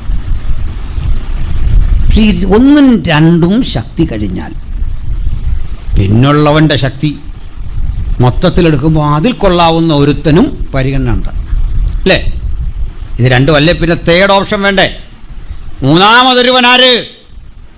ആ തേർഡ് ഓപ്ഷൻ പരിശോധിച്ചപ്പോൾ ഒന്നാം ലോകം വെളുപ്പാണെങ്കിൽ, രണ്ടാം ലോകം ചുവപ്പാണെങ്കിൽ, മൂന്നാം ലോകം കറുപ്പ്. സാമൂഹ്യശാസ്ത്രകാരന്മാരുടെ നിരീക്ഷണത്തിൽ റഷ്യയും അമേരിക്കയും കഴിഞ്ഞുള്ള ലോകത്തെ അവർ വിളിക്കും third world. Third world India, Pakistan, Afghanistan, African രാജ്യങ്ങൾ. ഇതിൽ ചൈനയൊക്കെ പെടുന്നത് രണ്ടാം ലോകത്തിൻ്റെ കൂടെ കേട്ടോ. അവരെല്ലാം ഒറ്റ ഗ്യാതറിങ്ങാണ്. ഓസ്ട്രേലിയയൊക്കെ പെടുന്ന ഒന്നാം ലോകത്തിൻ്റെ കൂടെ. ഈ റേസ് എടുത്താൽ മതി. റേസിനെയാണ് നമ്മൾ ഈ കണക്കൂട്ടിൽ പെടുത്തുന്നത്. ഇവിടെ മൂന്നാം ലോകത്തിലാണ് നമ്മളൊക്കെ പെടുന്നത്. പക്ഷെ അതിൽ വിഷമിക്കാനൊന്നുമില്ല. മൂന്നാം ലോകത്തിലെ കരുത്തർ നമ്മൾ ഇന്ത്യയാണ്. അതറിയോ? ഇവിടെ നമ്മൾ തന്നെ കരുത്തർ. മൂന്നാം ലോകത്തിലെ ശക്തിമത്തായ രാഷ്ട്രം ഇന്ത്യയാണ്. അതിന് കാരണമുണ്ട്. നിങ്ങളിപ്പോഴും വിശ്വസിക്കാത്തൊരു കാര്യം പറയാം. അമേരിക്കയേക്കാൾ വലിയ സമ്പന്ന രാജ്യമാണ് ഇന്ത്യ എന്ന് ഞാൻ പറഞ്ഞാൽ നിങ്ങൾ വിശ്വസിക്കുമോ? വിശ്വസിക്കില്ല. അതിൻ്റെ കാരണം പറയാം. ഇന്ത്യയിലെ ഏറ്റവും വലിയ ധനാഢ്യൻ അംബാനിയല്ല, ധീരുഭായ് അംബാനിയോ മക്കളോ അല്ല. ഇന്ത്യയിലെ ഏറ്റവും വലിയ സമ്പന്നൻ നമ്മളറിയപ്പെടുന്ന ഏതെങ്കിലും അദാനിയോ അല്ലെ DLFോ ഇങ്ങനെയുള്ള കമ്പനികളല്ല. ഇന്ത്യയിലെ ഏറ്റവും വലിയ സമ്പന്നൻ ഇന്ത്യ തന്നെയാണ്. മനസ്സിലായില്ല? പറയാം. റെയിൽവേ ഇന്ത്യയുടെ, വനം ഇന്ത്യയുടെ, റോഡുകൾ ഇന്ത്യയുടെ, ലക്ഷക്കണക്കിന് ഏറി വരുന്ന ഭൂമി എന്ന് പറഞ്ഞാൽ പൊതുമേഖലയിൽ നമുക്ക് സ്വത്തുണ്ടെന്ന്. ഇപ്പോൾ പിടികിട്ടിയോ? പൊതുമേഖല സ്വത്തുണ്ടെന്ന്. എയർപോർട്ടുകൾ ഇന്ത്യയുടെ, റെയിൽവേ, റോഡുകൾ, ഹൈവേകൾ, കടൽ, ഇതെല്ലാം പൊതുസ്വത്താണെങ്കിൽ അമേരിക്കയിൽ ഇങ്ങനെയല്ല. സർക്കാരിന് സ്വന്തം ഒന്നുമില്ല, എല്ലാം പ്രൈവറ്റാണ്. നമ്മളൊരു പ്രൈവറ്റ് പബ്ലിക് എന്നുള്ളൊരു കാഴ്ചപ്പാടാണ് ഇന്ത്യൻ എക്കണോമി. അതുകൊണ്ട് അത് അത്ര പെട്ടെന്ന് മുകളിലേക്ക് വരത്തുമില്ല, തീരെ താഴെ പോകത്തുമില്ല. ആരടിച്ചാലും വലിയ പട്ടിണിയൊന്നും വരാൻ പോകുന്നില്ലെന്ന്. അല്ല, നമുക്കിപ്പോൾ നേരിടേണ്ട നേരം കഴിഞ്ഞ്. അപ്പനും അമ്മയും തമ്മിൽ അടിവെച്ചാൽ മുറി വിൽക്കുന്ന കുട്ടിക്കുക എന്ന് പറയുന്ന പോലെ രണ്ട് രാജ്യം തമ്മിൽ അടിച്ചാൽ മൂന്നാം ലോകത്തിലാണ് പട്ടിണി വരുന്നത്. അവിടെ കണ്ടോ, യുദ്ധം നടന്നു. ഉക്രൈനും റഷ്യയും ഒക്കെ തമ്മിൽ യുദ്ധം നടന്നു. തട്ടിപ്പോകുന്ന പാകിസ്ഥാനും ലങ്കയൊക്കെയാണ്. കാരണം ആശ്രിത രാജ്യങ്ങളാണ്, അതേ പറ്റൂ. ആ പൊളിറ്റിക്സ് ഒത്തിരി പറയാൻ നമുക്ക് നേരമില്ല, അതവിടെ കിടക്കട്ടെ. അപ്പോൾ മൂന്നാം ലോകത്തിലെ സമ്പന്നനാരാ? ഇന്ത്യ. പക്ഷെ മൂന്നാം ലോകങ്ങളെ പൊതുവിലെടുത്താനുള്ള പ്രശ്നം എന്താ? നിരക്ഷരത, അറിവില്ല. ഞാൻ പറഞ്ഞു ആദ്യം സതിയുടെ കാര്യം. സതി നിരോധിക്കും കാലത്ത് സർക്കാർ ഉത്തരവായി. സതി നിരോധിക്കും കാലത്ത് ഏതാണ്ട് 100,000-ഓളം സ്ത്രീകൾ ടൗണിലിറങ്ങിയിട്ട് സമരം ചെയ്തു, സതി തിരിച്ചു കൊണ്ടുവരണം. അതാ നമ്മുടെ രാജ്യം. എന്നാലോചിച്ച് നോക്കി. ഇല്ലിട്രസി, അതുപോലെ മറ്റ് പല ഘടകങ്ങൾ. ഇനി ഇന്ത്യ മാറ്റി നിർത്താം. ദാരിദ്ര്യം, ക്ഷാമം, മരുന്നില്ലായ്മ, പോഷകാഹാരക്കുറവ്, ഇതാണ് മൂന്നാം ലോക രാജ്യങ്ങളുടെ പ്രശ്നമെങ്കിൽ മനുഷ്യാവകാശ പ്രശ്നങ്ങളാണ് ഇവിടെ വലുത്. മനുഷ്യനാണ് ഇവിടുത്തെ ചർച്ചാ വിഷയം. വിശപ്പാണ് ചർച്ചാ വിഷയം. വിദ്യാഭ്യാസമാണ് ചർച്ചാ വിഷയം. അങ്ങനെയെങ്കിൽ തേർഡ് വേൾഡിൻ്റെ വിഷയം ബൈബിള് പ്രവചിക്കുന്നു. കറുത്ത കുതിരയുടെ പുറത്തൊരുത്തനിരിക്കുന്നു, അതിന്മേലിരിക്കുന്നവൻ ഒരു തുലാസ് പിടിച്ചിരിക്കുന്നു. പണത്തിന് ഒരിടം കഴി ഓതുമ്പോൾ 3 ഇടം കഴിയവം. അധികം ചിലവാക്കരുത്, തൂക്കിത്തരാതെ. തിന്നരുത് അധികം, നമ്മൾ തിന്നു തീർക്കുന്നു എന്നാണ് പറയുന്നല്ലേ. അടുത്തത്, എണ്ണ വീഞ്ഞ് കേടുവരുത്തരുത്. ഞാനിത് 10 വർഷം മുമ്പ് പ്രസംഗിച്ച വീഡിയോ യൂട്യൂബിൽ കിടപ്പുണ്ട്, നിങ്ങൾക്ക് കാണാം. 10 വർഷം മുമ്പ് ഇന്ന് കാണുന്ന പ്രവണതകളൊന്നും ഇല്ലാതിരിക്കെ പാചകവാതക ക്ഷാമത്തെക്കുറിച്ച്, പെട്രോളിയം ഉൽപ്പന്നങ്ങൾക്ക് വില കയറുന്നതിനെക്കുറിച്ച് ഞാൻ നടത്തിയ നിരീക്ഷണം കിടപ്പുണ്ട്. എണ്ണയ്ക്കും വീഞ്ഞിനും കേടുവരുത്തരുത്, അമിതമായിട്ട് ഉപയോഗിക്കരുത്, ഏറ്റവും അധികം എണ്ണയും ഇത്തരം വാതകങ്ങൾ ഉപയോഗിക്കുന്ന നമ്മളാണ് എന്ന് പറയുകയും, അതുപോലെ വീഞ്ഞ് മരുന്നിൻ്റെ പ്രതീകമാണ്. വാക്സിനുകളൊക്കെ ഇന്ന് ഈ നിലയിൽ ലോകവും ഉപയോഗിച്ചുകൊണ്ടിരിക്കുന്ന ഒരു കാലത്ത് അന്ന് ഞങ്ങൾ നടത്തിയ നിരീക്ഷണം കൃത്യമാകാൻ കാരണം ഞങ്ങളുടെ ബുദ്ധിവൈഭവമല്ല. ഈ പുസ്തകം പ്രവചിച്ചു നാളുകളിൽ എന്ത് സംഭവിക്കുമെന്ന്, അത് അക്ഷരം പ്രതി നിറവേറിയിട്ടുണ്ട്. എണ്ണയ്ക്കും വീഞ്ഞിനും കേടുവരുത്തരുത് എന്ന് ലോകരാഷ്ട്രങ്ങൾ ഒരുമിച്ച് പറയുന്നു. അതാ നമ്മൾ ഈ കണ്ടത്. 4 ജീവികളുടെയും നടുവിൽ നിന്ന് ഒരു ശബ്ദം. അങ്ങനെ 3-ാം ലോകശക്തി നിൽക്കെ എല്ലാവരെയും അമ്പരപ്പിച്ചു കൊണ്ടൊരു 4ാമത്തെ ശക്തി വന്നു. കഴുകനാണ് വിളിക്കുന്നത്. വരിക വരിക എന്ന് വിളിച്ചപ്പോൾ വന്നത് വിളറിയ പച്ചക്കുതിര. പച്ച ലോകഭീകരവാദത്തിൻ്റെ തെളിവാണ്. ലോകത്തിൻ്റെ ഭീകരതയാണ് പച്ച നിറം പ്രതിനിധീകരിക്കുന്നത്. നമ്മൾ കണ്ടു ആ ഭീകരത. അഫ്ഗാനിലെ ഒരു സ്കൂളിൽ ഉച്ചസമയത്ത് ഭക്ഷണം കഴിക്കാൻ ആ ഭക്ഷണപാത്രത്തിലേക്ക് കൈയിട്ട് അതൊന്ന് തുറക്കാൻ ശ്രമിക്കുന്ന കുട്ടി, ഉച്ചസമയത്തെ കുഞ്ഞിൻ്റെ വിശപ്പിൻ്റെ ആധിക്യം അറിയാമല്ലോ. ക്ലാസ് കഴിഞ്ഞ് കയ്യും കഴുകി ഓടി വന്നവൾ, 4ാം ക്ലാസ്സുകാരി മിടുക്കി, അത് തുറക്കയും അതിൽ ഘടിപ്പിച്ച ബോംബ് പൊട്ടി 127 കുട്ടികളും അധ്യാപകരും വെന്തുവെണ്ണീറായി. ലോകഭീകരത. കാണ്ഡഹാറിലെ വിമാനം റാഞ്ചി. 100 ചരിത്ര തെളിവുകൾ എനിക്ക് നിങ്ങളുടെ മുമ്പിൽ അവതരിപ്പിക്കാനുണ്ട്. സൂക്ഷിക്കണേ. കലാലയത്തിൽ പഠിക്കാൻ വിടുന്ന കുഞ്ഞുങ്ങളെ ശ്രദ്ധിക്കണം. MBBSനും MS-നും BTech-നുമൊക്കെ അഡ്മിഷൻ എടുത്ത് കോയമ്പത്തൂരിലും ബാംഗ്ലൂരിലും അതുപോലെ തന്നെ പ്രമുഖങ്ങളായ ഹൈദരാബാദിലെ ഹൈടെക് സിറ്റിയിലെ എഡ്യൂക്കേഷണൽ ഹബ്ബുകളിൽ പഠിക്കാൻ കുഞ്ഞുങ്ങളെ അയക്കുമ്പോൾ ഭക്തൻ പ്രാർത്ഥിച്ചേ വിടാവൂ. ഓരോ നിമിഷവും പ്രാർത്ഥിക്കണം. MBBS എടുക്കുന്നതിനേക്കാൾ, BTech നേടുന്നതിനേക്കാൾ, ഡിപ്ലോമ നേടുന്നതിനേക്കാൾ, തൊഴിൽ നേടുന്നതിനേക്കാൾ പ്രധാനം അവർ ദൈവമുള്ളവരായിരിക്കണം, യേശുവുള്ളവരായിരിക്കണം. ഭീകരത മറ്റൊരു രൂപത്തിൽ നിങ്ങളുടെ കുഞ്ഞുങ്ങളെ കാർന്നു തിന്നു കൊണ്ടുപോകാൻ വന്നിരിക്കുന്നു. തൊട്ടടുത്ത് പ്രാർത്ഥിക്കണം. ഞങ്ങളൊക്കെ ഇത്തരം പ്രശ്നങ്ങളുടെ ആശയ സമരത്തിൻ്റെ മുഖത്ത് ഇന്ന് പ്രവർത്തിച്ചു കൊണ്ടിരിക്കുന്ന സമയമാണ്. ഞാൻ വിശദീകരിക്കുന്നില്ല. വിശദാംശങ്ങൾക്ക് നിങ്ങളെൻ്റെ വീഡിയോ കണ്ടാൽ മതി. നിങ്ങളത് സബ്സ്ക്രൈബ് ചെയ്യണമെന്നൊന്നും ഒരു നിർബന്ധമില്ല. നിങ്ങൾ ആ വീഡിയോ കണ്ടിട്ട് സബ്സ്ക്രിപ്ഷൻ ഒന്നും ചെയ്തില്ലെങ്കിലും കുഴപ്പമില്ല. പക്ഷെ ആ ഭീകരത തിരിച്ചറിഞ്ഞേ പറ്റൂ. നമ്മുടെ രാജ്യത്ത് സംഭവിച്ചു കൊണ്ടിരിക്കുന്ന കാര്യങ്ങൾ. എൻ്റെ വീടിൻ്റെ തൊട്ടരികിൽ നിന്ന് ഒരു പെൺകുട്ടിയെ കാണാതെ പോയി.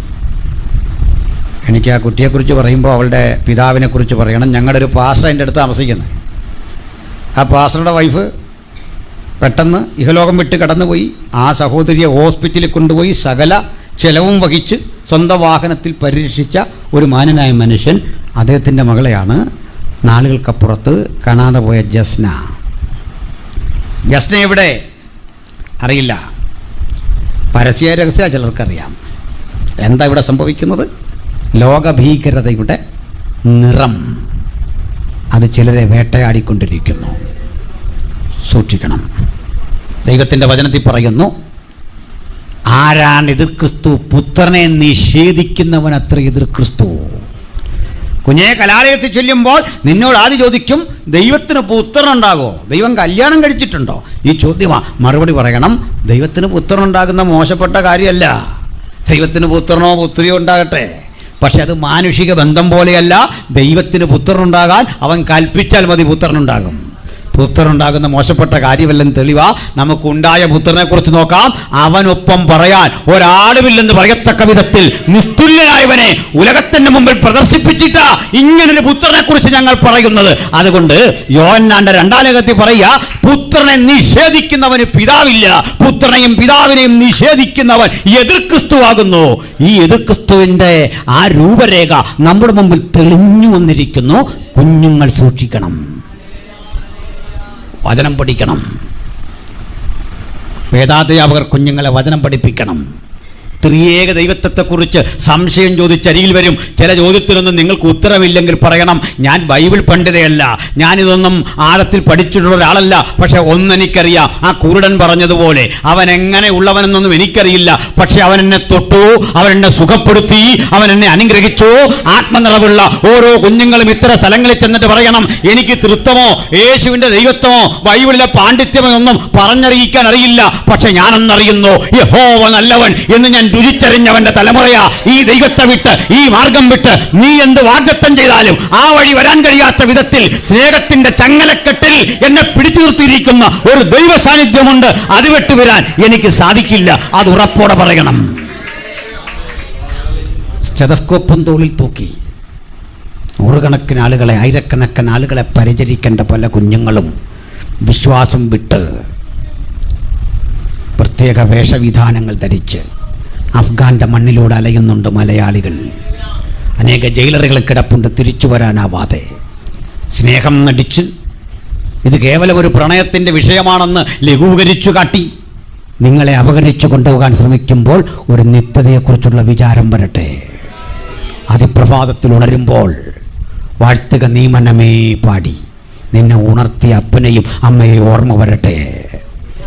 അതിപ്രഭാതത്തിൽ മനമേ പക്ഷിഗണങ്ങൾ ഉണർന്നിതാ പാടുന്നു പാട്ടുകളെന്ന് പാടി നിന്നെ പഠിപ്പിച്ച് ഉദ്ബോധിപ്പിച്ച പട്ടിണി പാവം നിന്റെ അപ്പനെ ഒരു നിമിഷം ഓർക്കണം, അമ്മയെ ഒരു നിമിഷം ഓർക്കണം. ഉലകത്തിൽ കിട്ടിയ അപ്പൻ്റെ അമ്മയുടെ ഏറ്റവും വലിയ സമ്പാദ്യം അവർ തന്ന അവരുടെ വിയർപ്പ് വീണ ഈ പുസ്തകമാണെന്ന് വിശ്വസിക്കുന്ന തലമുറയ്ക്കായി ഞാൻ കർത്താവിനെ സ്തുതിക്കുന്നു. അത് വിട്ടിടത്തോട്ടോ വലത്തോട്ടോ മാറാൻ, അതിന് പകരം വെക്കാൻ ഒന്നും ഞാൻ ജീവിതത്തിൽ പ്രാപിച്ചിട്ടില്ല. മരണത്തിന്റെ മുമ്പിലും അടിപതറാതെ യേശുവിനോട് നിൽക്കാനാ എനിക്ക് മനസ്സെന്നുറപ്പുള്ള കുഞ്ഞുങ്ങൾ ഇന്ന് രാത്രി ആത്മസമർപ്പണം ചെയ്യട്ടെ. യേശുവിന് വേണ്ടി അവർ നിൽക്കാൻ തയ്യാറെടുക്കട്ടെ. അതിനു വേണ്ടിയായി കൺവെൻഷൻ. ഹല്ലേലൂയ. അപ്പൊ 4-ാം മുദ്ര ഞാൻ അധികം വിശദീകരിക്കുന്നില്ല, കാരണം അധികം വിശദീകരിക്കാതെ തന്നെ എനിക്കിട്ട് പണി കിട്ടുന്നുണ്ട്. പക്ഷെ ഇതൊന്നും കൊണ്ട് ഞങ്ങൾ പുറകോട്ട് പോകുന്നല്ല. നിനക്ക് ആള് മാറിപ്പോയി, നീ അഡ്രസ്സ് പഠിക്കണം ആരാന്ന്, നമ്മുടെ വിലാസം പഠിക്കണമെന്ന്. ഇവിടെയുള്ള വിലാസമല്ല, അത് നാട്ടിലെ ലോക്കൽ വിലാസമാണ്. ആരാ നമ്മൾ സേവിക്കുന്നവെന്ന് മനസ്സിലാക്കണം. നിന്റെ വശത്ത് 1000 പേരും നിന്റെ വലതുവശത്ത് 10,000 പേരും വീഴും, എങ്കിലും അത് നിന്നോടടുത്ത് വരികയില്ല. ഒരനർത്ഥവും നിനക്ക് ഭവിക്കയില്ല, ഒരു ബാധയും നിന്റെ കൂടാരത്തിനടുക്കയില്ല. ഈ ചങ്കുറപ്പിന്റെ പേരാ ക്രിസ്തീയ വിശ്വാസം. ഈ ക്രിസ്തീയ വിശ്വാസത്തിന്റെ ബലം ഈ രാത്രി ഓരോരുത്തരും വ്യാപരിക്കട്ടെ. അതൊരു മതഭക്തിയല്ല പ്രിയപ്പെട്ടവരെ, ആത്മാവിൽ യേശുവിനെ ആരാധിക്കാനുള്ള ആ സന്മനസ. സ്തോത്രം സ്തോത്രം സ്തോത്രം. ഹല്ലേലൂയ. തീർച്ചയായിട്ടും എനിക്ക് ചില പ്രശ്നങ്ങളൊക്കെ ഉള്ള ആളാണ്. അതിലെനിക്ക് ഭാരമൊന്നുമില്ല, എൻ്റെ വീട്ടിലും ആർക്കും ഭാരമില്ല. സാധാരണ വീടിങ്ങനെ ഒത്തു കിട്ടാൻ പാടാണ്, വിശേഷിച്ച് കുഞ്ഞുങ്ങൾ. നമ്മൾക്കങ്ങനെ നമ്മുടെ കുട്ടികൾക്കൊന്നും ഇത്തരത്തിൽ പേടി വരില്ല. കാരണം ഈ സിരകളിൽ ഓടുന്ന രക്തം ഭയത്തിൻ്റെ അല്ല. എൻ്റെ സിരയിൽ ഓടുന്ന രക്തം ഒത്തിരി പരിമിതികളുള്ളതാണെങ്കിലും ഞാൻ എന്നെ വീണ്ടെടുത്ത രക്തം നിഷ്കളങ്ക ദൈവ കുഞ്ഞാടിൻ്റെ രക്തമാണ്. ഒന്നിനും വഴിമാറാത്ത യഹൂദ ഗോത്രത്തിലെ സിംഹമായവൻ്റെ ശബ്ദമാണ്. അങ്ങനൊന്നും പരാജയം വരില്ല. ഇനി ക്രിസ്തു നിമിത്തം പ്രാണൻ ഛേദിക്കേണ്ടി വന്നാൽ അത് ഭാഗ്യമല്ലേ? എന്നോടൊരാൾ ചോദിച്ചു, എങ്കിലും ഈ ചാകുമ്പോഴൊക്കെ ഒരു പേടിയും വരില്ല? നിങ്ങൾക്കും വരികയല്ല, പറയാം, ഞാൻ പറഞ്ഞുതരാം. നാളെ വലിയൊരു കഠിന വീട് വരുമ്പോൾ നമുക്ക് ആക്രമണം വന്നാൽ ഭയം വരുമോ എന്ന് വെച്ചാൽ ഇല്ല. അതിന് കാരണം പറയാം. ഈ കിരാതമായൊരു കൊല രീതിയാണ് കല്ലെറിഞ്ഞു കൊല്ലുക. കല്ലെറിഞ്ഞു കൊല്ലുന്ന രംഗം ഓർത്ത് തലക്കിട്ട് കണ്ണിനിട്ട് കാലിനിട്ട് കൊള്ളുക. തടയാൻ പോലും രക്ഷയില്ല, ഒരു രക്ഷയില്ല. അപ്പം അങ്ങനെ വന്നാൽ ഏറ് കിട്ടിയ ഒരാളാണ് സ്തെഫാനോസ്. അത് ഈ കല്ലെന്ന് പറയുന്നത് നമ്മുടെ നാട്ടിലെ ഈ ഉണ്ടക്കല്ലുകളല്ല, നല്ല മാർബിൾ ചീളുകളാണ്. ഗൾഫിലൊക്കെ പോയവർക്കറിയത്തില്ല, അവിടെ ഇവിടുത്തെ കല്ലുമല്ലോ ആണോ, നല്ല ചീളുകൾ. ഈ കല്ല് വാരി എറിയുന്നത്, അത് മുറിവേക്കാം, ശരീരത്ത് കൊണ്ടിരിക്കാം, പറ്റിപ്പിടിച്ചിരിക്കാം. സ്തെഫാനോസിനെ കല്ലെറിയുമ്പോൾ വചനം പറയും, അവൻ്റെ മുഖം ദൈവദൂതനെ പോലെ പ്രകാശിച്ചു. വെറുതെ പ്രകാശിക്കുമോ? ആത്മനിർവ്വ വന്നപ്പോഴാണ് പ്രകാശിച്ച്. മുട്ടുകുത്തി വീണിട്ട് ഒന്നുകൂടെ പറഞ്ഞു, ഈ പാപം ഇവരുടെ മേൽ നിർത്തരുത്. ഇത് നമ്മൾ പ്രാർത്ഥിക്കും. നമുക്കാരോടും വൈരാഗ്യമൊന്നുമില്ല. ഈ പാപം ഇവരുടെ മേൽ നിർത്തരുത്. മുട്ടുകുത്തി. അപ്പോൾ 1-2 ഏറിന് വേദന ഉണ്ട്, സത്യ. വേദനയെ അതിജീവിക്കുന്നൊരു കാഴ്ച ആശാൻ ഉയരത്തിൽ കണ്ടു. ഏറിഞ്ഞോട്ട് വരുമ്പോൾ ഈ കൊതുക് കുത്തുന്ന പോലെ തോന്നിയുള്ളൂ. പിന്നെ പുള്ളി പറയാ, ഇതാ സ്വർഗം തുറന്നിരിക്കുന്നതും ദൈവപുത്രൻ പിതാവിൻ്റെ മഹിമയുടെ വലത്തുവശത്തിരിക്കുന്നതും ഞാൻ കാണുന്നു. ഇങ്ങനെയൊക്കെ പോളെന്ന് തീക്കകത്തിട്ടാലും തലവെട്ടിക്കളഞ്ഞാലും പരമസുഖമുള്ളൊരു യാത്രയാ ക്രിസ്ത്യ ജീവിതം. ഹല്ലേലൂയ. കണ്ടൊരു പഴയ പാട്ടുണ്ട്. പരിഹാസം ചൊല്ലി ശത്രു നേർക്ക് വരുമ്പോൾ, പരിഹാസം ചൊല്ലി ശത്രു നേർക്ക് വരുമ്പോൾ, ഒരു സ്തോത്രം പാടിയ ആശ്വസിപ്പ ശക്തി നൽകുന്ന, ഒരു സ്തോത്രം പാടിയ ശ്വസിപ്പാൻ ശക്തി നൽകുന്ന ക്രിസ്ത്യ ജീവിതം പോൽ ഭാഗ്യം പാരിലെന്തുള്ളൂ. ജീവിതം പോൽ ഭാഗ്യം പാരിലെന്തുള്ളൂ. കൂട്ടുകാരിൽ പരമായിട്ടെന്നെ പോറ്റുന്ന, കൂട്ടുകാരിൽ പരമായിട്ടെന്നെ പോറ്റുന്ന, നല്ല പെറ്റമ്മയിൽ അൻപേറുന്ന യേശു പോരായോ. നല്ല പെറ്റമ്മയിൽ അൻപേറുന്ന യേശു പോരായോ. ക്രിസ്ത്യ ജീവിതം പോൽ ഭാഗ്യം പാരിലെന്തുള്ളൂ. ക്രിസ്ത്യ ജീവിതം പോൽ ഭാഗ്യം പാരിലെന്തുള്ളൂ. ഹല്ലേലൂയ. Price the Lord. അപ്പോൾ ക്രിസ്ത്യജീവിതം നമുക്ക് ആനന്ദനിർഭരമാണ്, സന്തോഷമാണ്. 4-ാം മുദ്ര പൊട്ടിക്കുമ്പോൾ ഒരു കുതിര, പച്ച നിറം, അവനെ വിളിച്ചു തര ഒരു കഴുകൻ. കഴുകൻ അമേരിക്കയുടെ ചിഹ്ന പലാവർത്തി പറഞ്ഞു. ഓയിൽ ഉൽപ്പാദക രാജ്യങ്ങളുണ്ട്, നമുക്കറിയാലോ. ഈ രാജ്യങ്ങളുടെ എല്ലാം മേധാവിത്വം അമേരിക്കയ്ക്കാണ്. നിങ്ങൾക്കറിയോ? സൗദി അറേബ്യ, കുവൈറ്റ്, UAE, ഈ രാജ്യങ്ങളെല്ലാം കൺട്രോൾ എങ്ങനെ അമേരിക്കയുടെ കയ്യിൽ. എണ്ണക്കിണറുകൾ, അവിടെയുള്ള സയൻറ്റിസ്റ്റുകൾ, അവിടെയുള്ള സ്ഥാപനങ്ങൾ, ഇതൊക്കെ കൺട്രോൾ ചെയ്യുന്നത് സായിപ്പ. നിങ്ങൾക്ക് വിശ്വാസം വരുന്നില്ലല്ലേ? പറയാം, ഒന്നുകൂടി പറയാം. സുവിശേഷ പ്രവർത്തകർക്കും ക്രൈസ്തവർക്കുമൊക്കെ ബൈബിൾ കൊണ്ട് സഞ്ചരിക്കാൻ സ്വാതന്ത്ര്യം ഇല്ലാത്ത സ്ഥലമാണ് സൗദി അറേബ്യ. അവിടെയൊക്കെ ജോലി തീർക്കറിയാം അല്ലേ? പ്രാർത്ഥനയ്ക്കാൻ വയ്യ. എൻ്റെ സ്നേഹിതൻ ബഹുമാനായ പാസ്റ്റർ രാജുപൂവക്കാലയുടെ അളിയൻ എന്നോടൊരു കാര്യം പറഞ്ഞു. ഈ പുസ്തകം കയ്യിലിരിക്കുന്നു എന്ന കുറ്റം ചുമത്തി സൗദി അറേബ്യയിൽ വെച്ച് പിടിച്ചു. നമ്മൾ തന്നെ കത്തിച്ച് കളയാൻ പറഞ്ഞു. സാധിക്കില്ലെന്ന് അദ്ദേഹം പറഞ്ഞു. 4x4 ജയിൽ, 4 അടി നീളം, 4 അടി വീതി, 4 അടി ഉയരമുള്ള ജയിലിൽ അദ്ദേഹത്തെ കിട്ടു. നീ വരാൻ വയ്യ, കിടക്കാൻ വയ്യ, ഇരിക്കാൻ വയ്യ. ആ രംഗോർത്തി 110 ദിവസത്തിലധികം കിടന്നു. അദ്ദേഹം പറഞ്ഞു, പക്ഷേ അവിടെ തന്നെ കിടന്നില്ല. എല്ലാ ദിവസവും രാവിലെ എഴുന്നേൽപ്പിക്കും. വലിയ ഉത്സാഹമാണ്. അങ്ങനെയെങ്കിലും ഒന്ന് പുറത്തിറങ്ങാം, ചാട്ടയ്ക്ക് അടിക്കാനാ. 1-2 ദിവസം കഴിഞ്ഞപ്പോൾ ഈ അടിയോടങ്ങ് പൊരുത്തപ്പെട്ടു. അതൊരു ഉത്സാഹമായി. അങ്ങനെയെങ്കിലും ഒന്ന് പുറത്തിറങ്ങാം. ഇന്നെന്തൊക്കെ UK എന്നെ വിളിച്ചു, എൻ്റെ ബ്രദറെ, നാളെ സൗദി അറേബ്യ പോകാൻ വിസ കിട്ടിയാലും ഞാൻ പോകും, യേശുവിനെ പ്രസംഗിക്കും. കാരണം ഈ ജയിലിൽ കിടന്ന് ഞാൻ അനുഭവിച്ചൊരു സന്തോഷം, കാത്തിരിപ്യോഗത്തിൽ കിട്ടാത്ത സന്തോഷമേ. എനിക്ക് അവിടെ കിടന്ന് എൻ്റെ കർത്താവ് കൂടെ വരുന്ന ഞാനങ്ങ് അനുഭവിക്കില്ലേ? അനുഭവിക്കുന്നതൊക്കെ എൻ്റെ സുഖം അറിയൂ. ഞാൻ അവളെ വശീകരിച്ച് മരുഭൂമിയിലേക്ക് കൂട്ടിക്കൊണ്ടുപോകും. അവിടെ വച്ച് അവളോട് ഹൃദ്യമായി സംസാരിക്കും. സ്നേഹത്തിൻ്റെ ആധിക്യത്തിൽ ചുട്ടുപഴുത്ത മരുഭൂമിയിൽ ഭക്തനോട് ഇടപെടുവാൻ ദൈവത്തിന് പദ്ധതിയുണ്ടെങ്കിൽ ആ ജയിലറയ്ക്കുള്ളിൽ ഇറങ്ങി വരുന്ന ദൈവ സാന്നിധ്യമാണ് ഭക്തൻ ശ്രദ്ധിക്കേണ്ടത്. അതുകൊണ്ട് ഈ അവസ്ഥയൊന്നും ക്രിസ്തുയേശുവിൻ്റെ സ്നേഹത്തിൽ നിന്ന് നമ്മെ പിന്തിരിപ്പിക്കാൻ പര്യാപ്തമല്ല. അമേരിക്ക കീഴടക്കി വച്ചിരിക്കുന്നു പറഞ്ഞപ്പോൾ വിശ്വാസം വരുന്നില്ല. സൗദി അറേബ്യയിൽ സ്വാതന്ത്ര്യമില്ലെന്നൊക്കെ ഞാൻ പറഞ്ഞത് പൂർണ്ണമായി വിശ്വസിക്കാൻ വരട്ടെ. അവിടെ ഇന്നും ബുർക്ക ധരിക്കാത്ത ഗൗണൊന്നും ധരിക്കാത്ത കുഞ്ഞുടുപ്പിട്ട് യാത്ര ചെയ്യുന്നവരുണ്ട്. നല്ല കുരിശി വെച്ച പള്ളിയുണ്ട്, മൈക്കിൽ കൂടെ പ്രസംഗമുണ്ട്. ഒരറബിയും ചിമുങ്ങല്ല. നമ്മുടെ എല്ലാ സായിപ്പിൻ്റെ പിടികിട്ടിയോ? തോടണം കളിയറിയ സ്ഥിതി അങ്ങ് മാറും. ഞാനത്തോട് ചോദിച്ചാൽ ഇത്ര തൻ്റെ ഉണ്ട്, അതുകൂടെ ഒന്ന് പൊളിക്കുന്നേ, അങ്ങോട്ട് എറിയിട്ടുണ്ട്, പറ്റുമോ? പറ്റില്ല. അതുവഴി മദാമ കുഞ്ഞുടുപ്പൊക്കെ ഇട്ടാണ് പോകുന്നത്, സായിപ്പ് ട്രൗസർ ഇട്ട് തന്നെയാണ് പോകുന്നത്. പള്ളിയിൽ കുരിശും വെച്ചിട്ടുണ്ട്, ബൈബിളും ഉണ്ട്. പിന്നെ ആർക്കെതിരെ നിയമം? അതെപ്പോഴും ദുർബലൻ്റെ മണ്ടയിൽ അടിക്കാനുള്ള നിയമം ശരിയല്ലേ? ആ, പോലീസ് കൈ കാണിക്കുന്ന തന്നെ ആളെന്തരോ നോക്കിയല്ലേ അല്ലേ? ആ, അപ്പോൾ അങ്ങനെ അത് ലോകത്തിൻ്റെ ഒരു അലിഖിത നിയമമാണ്. അങ്ങനെ അതിന് മാറ്റമൊന്നും വരാൻ പോകുന്നില്ലേ?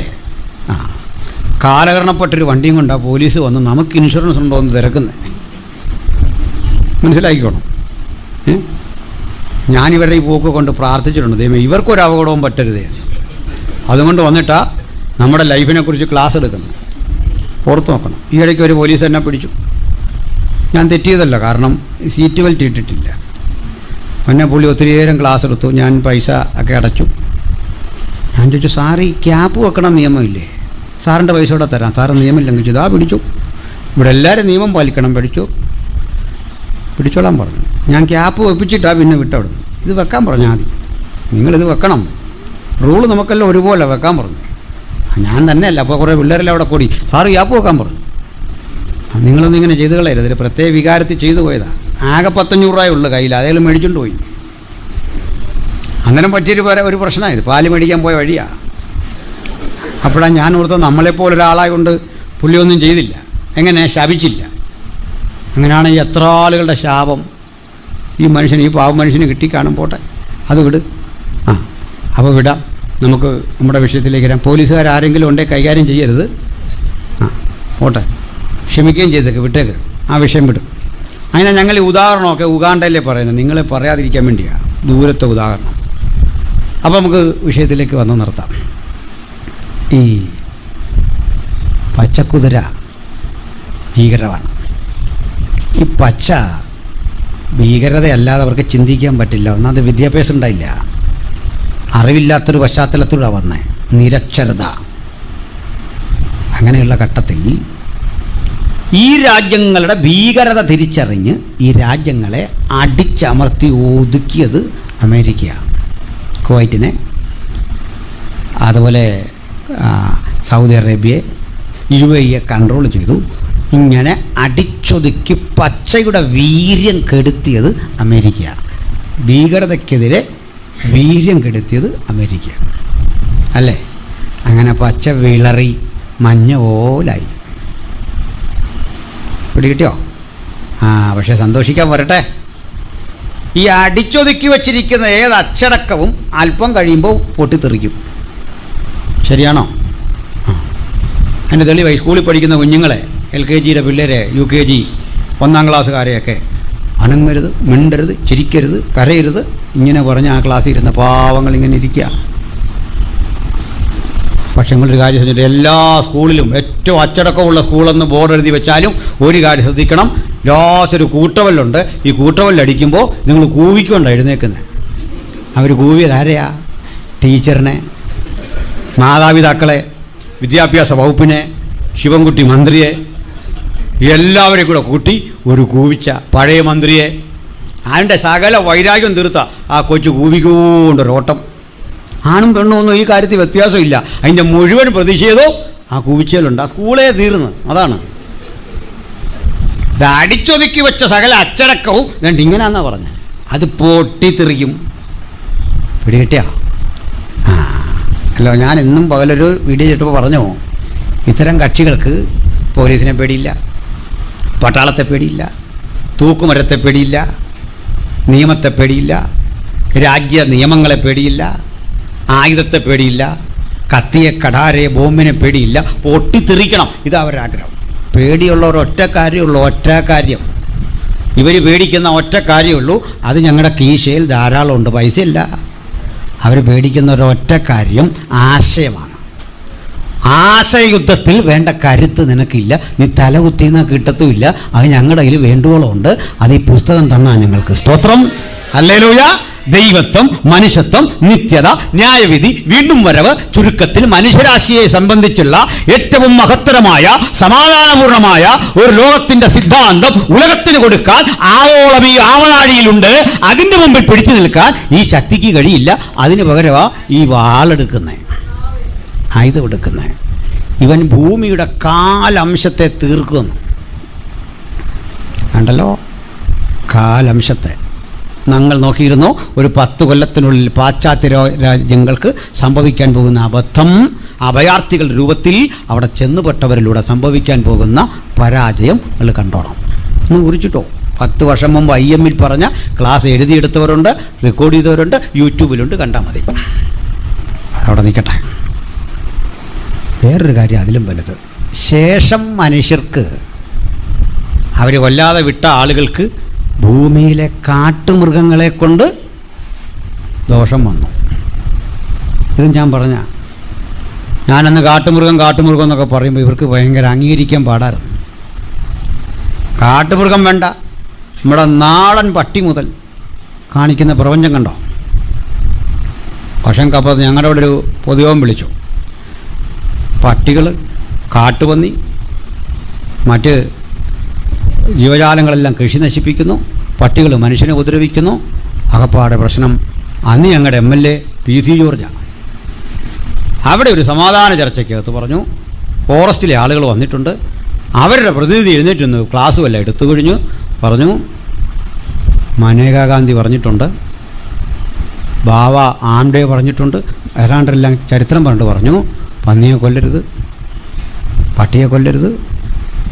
PC പറഞ്ഞു മറുപടി കഴിഞ്ഞിട്ട് പറഞ്ഞു, പട്ടിയെ കൊല്ലുന്നില്ല, ഇതിനെല്ലാം തീവണ്ടിയെ കയറ്റി മനേകാ ഗാന്ധിയുടെ വീട്ടിലേക്ക് വിട്ടേക്കാം, അവരുകൊണ്ട് വളർത്തട്ടെന്ന്. അവിടെ ഈ വനം വകുപ്പ് ഉദ്യോഗസ്ഥർ പറഞ്ഞു, എല്ലാ വീട്ടിലും ആവശ്യത്തിന് നാരങ്ങ മേടിച്ച് വെച്ചേക്കണം, ചെറുനാരങ്ങ. എന്തിനാ? പന്നി എറിയാൻ, കല്ലിനെറിഞ്ഞാൽ അതിന് ക്ഷീണം വരും, നാരങ്ങ കൊണ്ടെറിഞ്ഞാൽ അതിന് വേറെ ദോഷമില്ല, അതങ്ങ് പൊക്കോളും. പാവപ്പെട്ട നമ്മൾ 1 കിലോ നാരങ്ങ മേടിക്കാൻ ചെന്നേ 200 രൂപ എങ്ങണ്ട വില. മനസ്സിലായില്ലേ? പന്നിയുടെ വില നമുക്കില്ലെന്ന്. ഞാൻ ആറളം ഫാമിൻ്റെ അടുത്തായിരുന്നു കഴിഞ്ഞിടയ്ക്ക് കൺവെൻഷൻ, നമ്മുടെ കണ്ണൂർ. അവിടെ ചെന്നപ്പോൾ അവിടെ കേട്ട കാര്യം ഒരു രസവരാ. കുറേ ഉദ്യോഗസ്ഥരെല്ലാം കൂടെ തടഞ്ഞു വെച്ചിരിക്കുക ആൾക്കാർ, വനം വകുപ്പ് പാവങ്ങൾ. അവരെ തടഞ്ഞിട്ട് അവരിലൊരാൾ പറഞ്ഞത്, സാറേ നിങ്ങളെ രക്ഷിക്കുന്നതല്ല ഞങ്ങളുടെ ജോലി, പന്നിയെ രക്ഷിക്കുന്ന.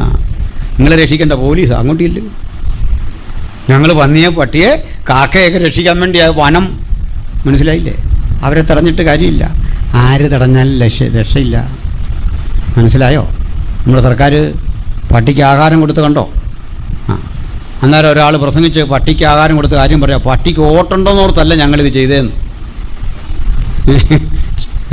ഇലക്ഷൻ വരുന്നു, പട്ടിക്ക് ഓട്ടുണ്ടോയെന്ന് ഓർത്തല്ല ഇതിന് ആഹാരം കൊടുത്ത, പിന്നെ അതിന് പ്രാണനുണ്ടല്ലോ എന്നോർത്താ. പക്ഷേ കാര്യം എന്താണെന്നറിയണ്ടേ? ഈ മൃഗജാലങ്ങളെയൊക്കെ സംരക്ഷിക്കുന്നത് വെറുതെ അല്ല. ഈ പുസ്തകം പറയാ, ശേഷം മനുഷ്യർക്ക് വന്യജീവികളെ കൊണ്ട് മരണം വന്നു. അവിടെ പോകുന്ന കാലം ഈ അസ്വസ്ഥത പുകയുന്ന സ്ഥിതിവിശേഷം കാണുമ്പോൾ ഭക്തൻ അകക്കണ്ണ് ജ്വലിപ്പിച്ചൊന്ന് നോക്കണം. ഉയരത്തിലേക്ക് ഒരു കാഴ്ച കാണാം. ഞാൻ എൻ്റെ കണ്ണ് പർവ്വതങ്ങളിലേക്ക് ഉയർത്തുന്നു, എനിക്ക് സഹായം എവിടെ നിന്ന് വരും? ചില പ്രാർത്ഥിക്കുമ്പോൾ തെറ്റിച്ച് പറയാറുണ്ട്, സഹായം വരുന്ന പർവ്വതം. അങ്ങനൊരു പർവ്വതം ഇല്ല. സഹായം വരുന്ന പർവ്വതം എന്നൊരു പർവ്വതമുണ്ടോ? എനിക്ക് സഹായം പർവ്വതത്തിൽ നിന്നല്ല, ആകാശത്തെയും ഭൂമിയെ ഉണ്ടാക്കിയ യഹോവയിങ്കൽ നിന്ന് വരുന്നു. അന്നാളിൽ ഏത് കണ്ണും അവനെ കുത്തിത്തുളച്ചവരും അവനെ കാണും. അവൻ്റെ വരവിന് വേണ്ടി ലോകമൊരുങ്ങുന്നു. 4 ജീവികളും 4 കുതിരകളും തമ്മിലുള്ള ഈ സമന്വയത്തിൽ ഒരു കാഴ്ച കാണാം. നിങ്ങളിൽ ചിലർക്കെങ്കിലും ഉടലെടുക്കാനിടയുള്ള ഒരു സംശയമുണ്ട്. ഈ 4 ജീവികൾ സ്വർഗീയ ജീവികളാണ്. അവയെങ്ങനെ റഷ്യയെ, അവയെങ്ങനെ അമേരിക്കയെ, അവയെങ്ങനെ മൂന്നാം ലോകത്തെ, അവയെങ്ങനെ പച്ച വിരിച്ച അറേബ്യൻ രാജ്യങ്ങളെ പ്രതികരിക്കും എന്ന് ചോദിക്കാം. പറയാം, ഭൂമിയിൽ നടക്കുന്ന ഏതിടപാടിലും അത്യുന്നതൻ്റെ കൺട്രോളുണ്ട്.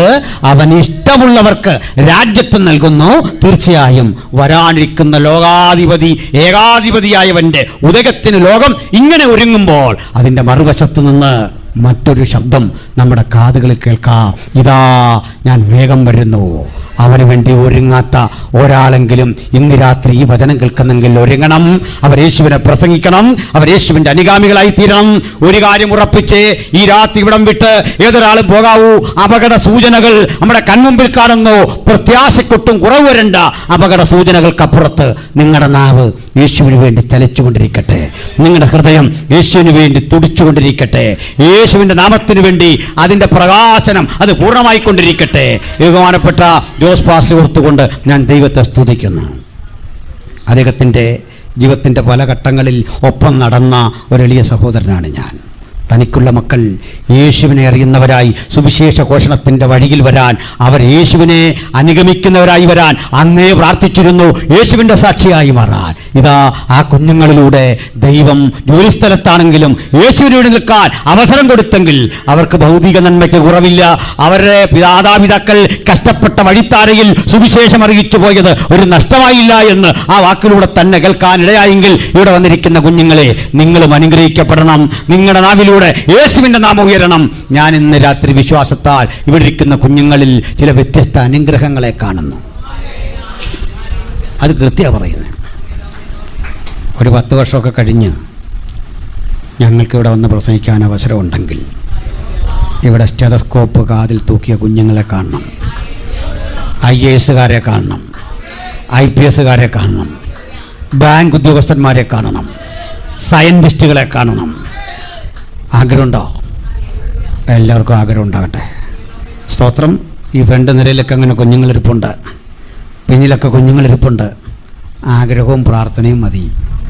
പഠിക്കേണ്ടെന്നാണോ? അന്നേരം ഈ പ്രചോദനമൊക്കെ ഇനി വന്നോളൂ എന്നേ.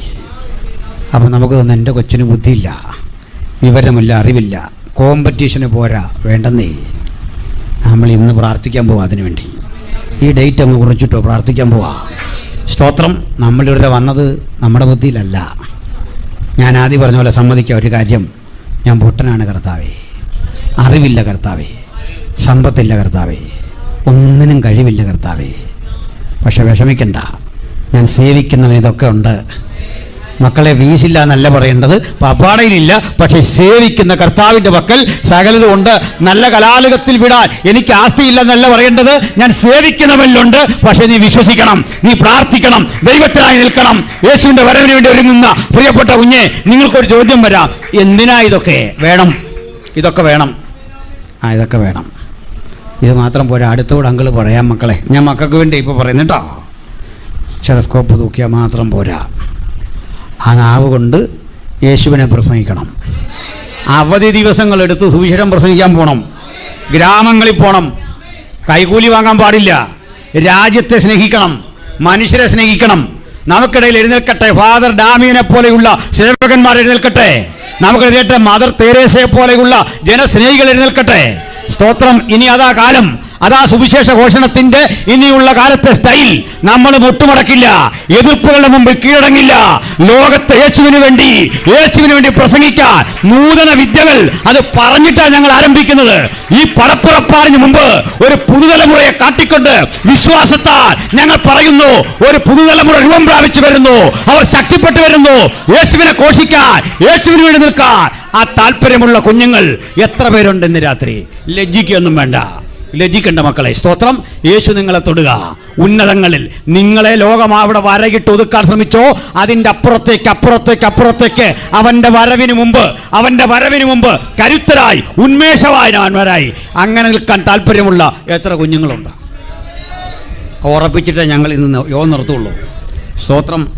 Price the Lord. ഹല്ലേലൂയ. ഞാൻ ഹൃദയത്തിൽ തട്ടി സംസാരിക്കുന്നത് ഈ ദിനങ്ങളിലെ പല ശുശ്രൂഷകളിൽ അങ്ങനെ തന്നെ നിർവഹിച്ചു വരിക. അതിൻ്റെ ഒരു കാഴ്ചപ്പാടാണ്. മാതാപിതാക്കളൊന്നും വിഷമിക്കേണ്ട മക്കളെ ഓർത്ത്. ചെറിയ വെറിയന്മാരും കുസൃതിക്കാരും ഒക്കെ കാണുന്നേ നമ്മൾ നേരെയാക്കാൻ പോവാം. വിശ്വാസമുണ്ടോ? സ്തോത്രം. ആ കുസൃതിയൊക്കെ യേശുവിന് വേണ്ടി ഊർജ്ജസ്വലതയോടെ പ്രവർത്തിക്കുമ്പോൾ മാറത്തക്ക വിധം ദൈവം അവരെ അയക്കാൻ വേണ്ടി പ്രാർത്ഥിക്കണം. സ്തോത്രം. ജോലി കിട്ടുന്ന ശമ്പളം കിട്ടുന്ന കുഞ്ഞുങ്ങളായിട്ട് മാത്രമല്ല, ശമ്പളത്തിൽ എന്താണ് ഈ തൃപ്തി? അതിലൊക്കെ അപ്പുറത്തല്ലേ, ശമ്പളമില്ലാത്ത കാലത്തും വാരിക്കഴിച്ച ഒരു പിടി വറ്റിൽ സംതൃപ്തി കണ്ടെത്തിയവരല്ലേ നമ്മൾ. ഹല്ലേലൂയ. എല്ലാവർക്കും വെച്ചു വിളമ്പിയ ശേഷം തൻ്റെ വയറ് നിറയ്ക്കാൻ ഭാരപ്പെടുന്ന അമ്മയെ കണ്ടിട്ട് കണ്ണീരൊഴുക്കി അമ്മയുടെ തൃപ്തി നമ്മുടെ തൃപ്തിയായിട്ട് ഏറ്റെടുത്തവരല്ലേ നമ്മൾ. എൻ്റെ ശമ്പളത്തിലല്ല തൃപ്തി, നമുക്ക് സേവനം ചെയ്യണം. ക്രിസ്തുവിന് വേണ്ടിയും മനുഷ്യന് വേണ്ടിയും സേവനം ചെയ്യണം. സമർപ്പണം ചെയ്ത ദൈവത്തിൻ്റെ കുഞ്ഞുങ്ങൾ, സമർപ്പണം ചെയ്ത ദൈവത്തിൻ്റെ കുഞ്ഞുങ്ങൾ. സ്തോത്രം. നല്ല കുടുംബബന്ധമോ നല്ല കല്യാണമോ എന്ന് പറഞ്ഞ് കോടീശ്വരൻ്റെ വീട്ടിലേക്ക് അയക്കാനല്ല, കോടീശ്വരിയെ കല്യാണം കഴിക്കാനുമല്ല.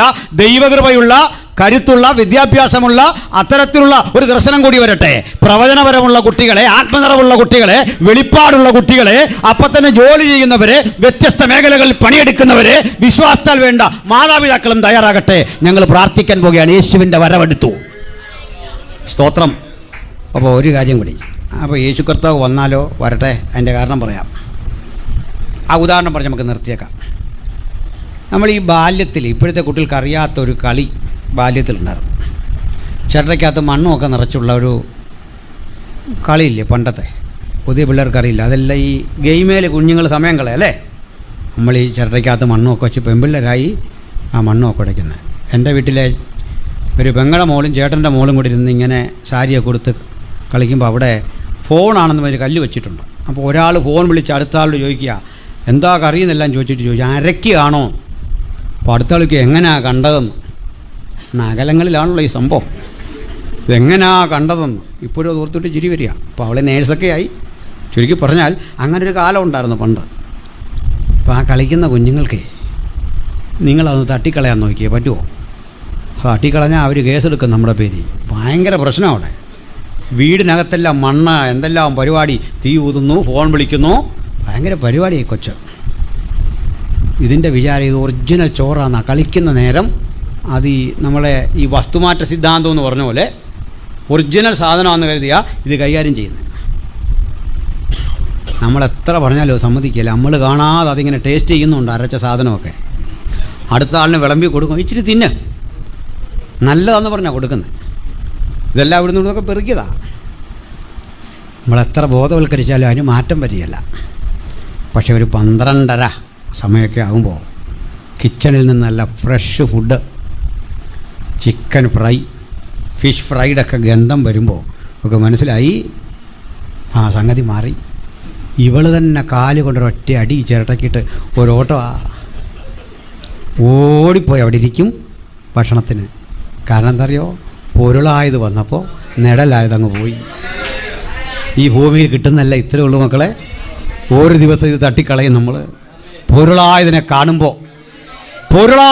കാണുമ്പോൾ വാസ്തവമായതിനെ കാണുമ്പോൾ പ്രതിബിംബം നിരാകരിച്ച് ഈ ലോകവും ഈ മായയും ഉപേക്ഷിച്ച് യേശുവിന് വേണ്ടി കടന്നു പോകുന്ന ആ ശുഭനിമിഷങ്ങളെ നമുക്ക് ആത്മാവിൽ കാണാം. എല്ലാ കണ്ണുകളും അടച്ചട്ടെ, എല്ലാ ഹൃദയങ്ങളെ ഏകാഗ്രമാക്കിയട്ടെ. എനിക്ക് യേശുവിന് വേണ്ടി നിൽക്കണം. ജോലിയോടൊപ്പമോ ജോലിയോട് കൂടെയോ ജോലി ഇല്ലാതെയോ യേശുവിൻ്റെ വിളി പോലെ എനിക്ക് യേശുവിനെ പ്രസംഗിക്കണം. ആഗ്രഹമുള്ള കുഞ്ഞുങ്ങളെല്ലാം ഒന്ന് കൈപൊക്കിക്കേ. യേശുവിനായി നിൽക്കാൻ മനസ്സുള്ള കുഞ്ഞുങ്ങൾ. ചില കുഞ്ഞുങ്ങൾ കരമുയർത്തുന്നു. ആരും പരസ്പരം നോക്കണ്ട. കൊച്ചു കുട്ടികളടക്കം കരമുയർത്തി കാണുന്നു. കർത്താവ് അനുഗ്രഹിക്കട്ടെ മക്കളെ. യേശുവിനായി നിൽക്കാൻ സമർപ്പണം ചെയ്ത് കുഞ്ഞുങ്ങളെ, ഈ കുഞ്ഞുങ്ങൾ യേശുവിനെ പ്രസംഗിക്കുന്ന സന്തോഷമുള്ള മാതാപിതാക്കളും കരമുയർത്തിയാട്ടെ. നമ്മുടെ എല്ലാ മക്കൾ യേശുവിനെ പ്രസംഗിക്കാൻ ശക്തരാകട്ടെ. അല്പനേരം നമുക്ക് ദൈവത്തെ മഹത്വപ്പെടുത്തി തിരുസന്നിധാനത്തിൽ എഴുന്നേറ്റ് നിൽക്കാം. ഈ വചനം കേട്ട ഏവർക്കും പുനരാഗമനം ചെയ്യാൻ പോകുന്ന യേശുവിൻ്റെ നാമത്തിൽ ഞങ്ങൾ അനുഗ്രഹങ്ങളും ആശീർവാദങ്ങളും കൽപ്പിക്കുന്നു. തുടർന്ന്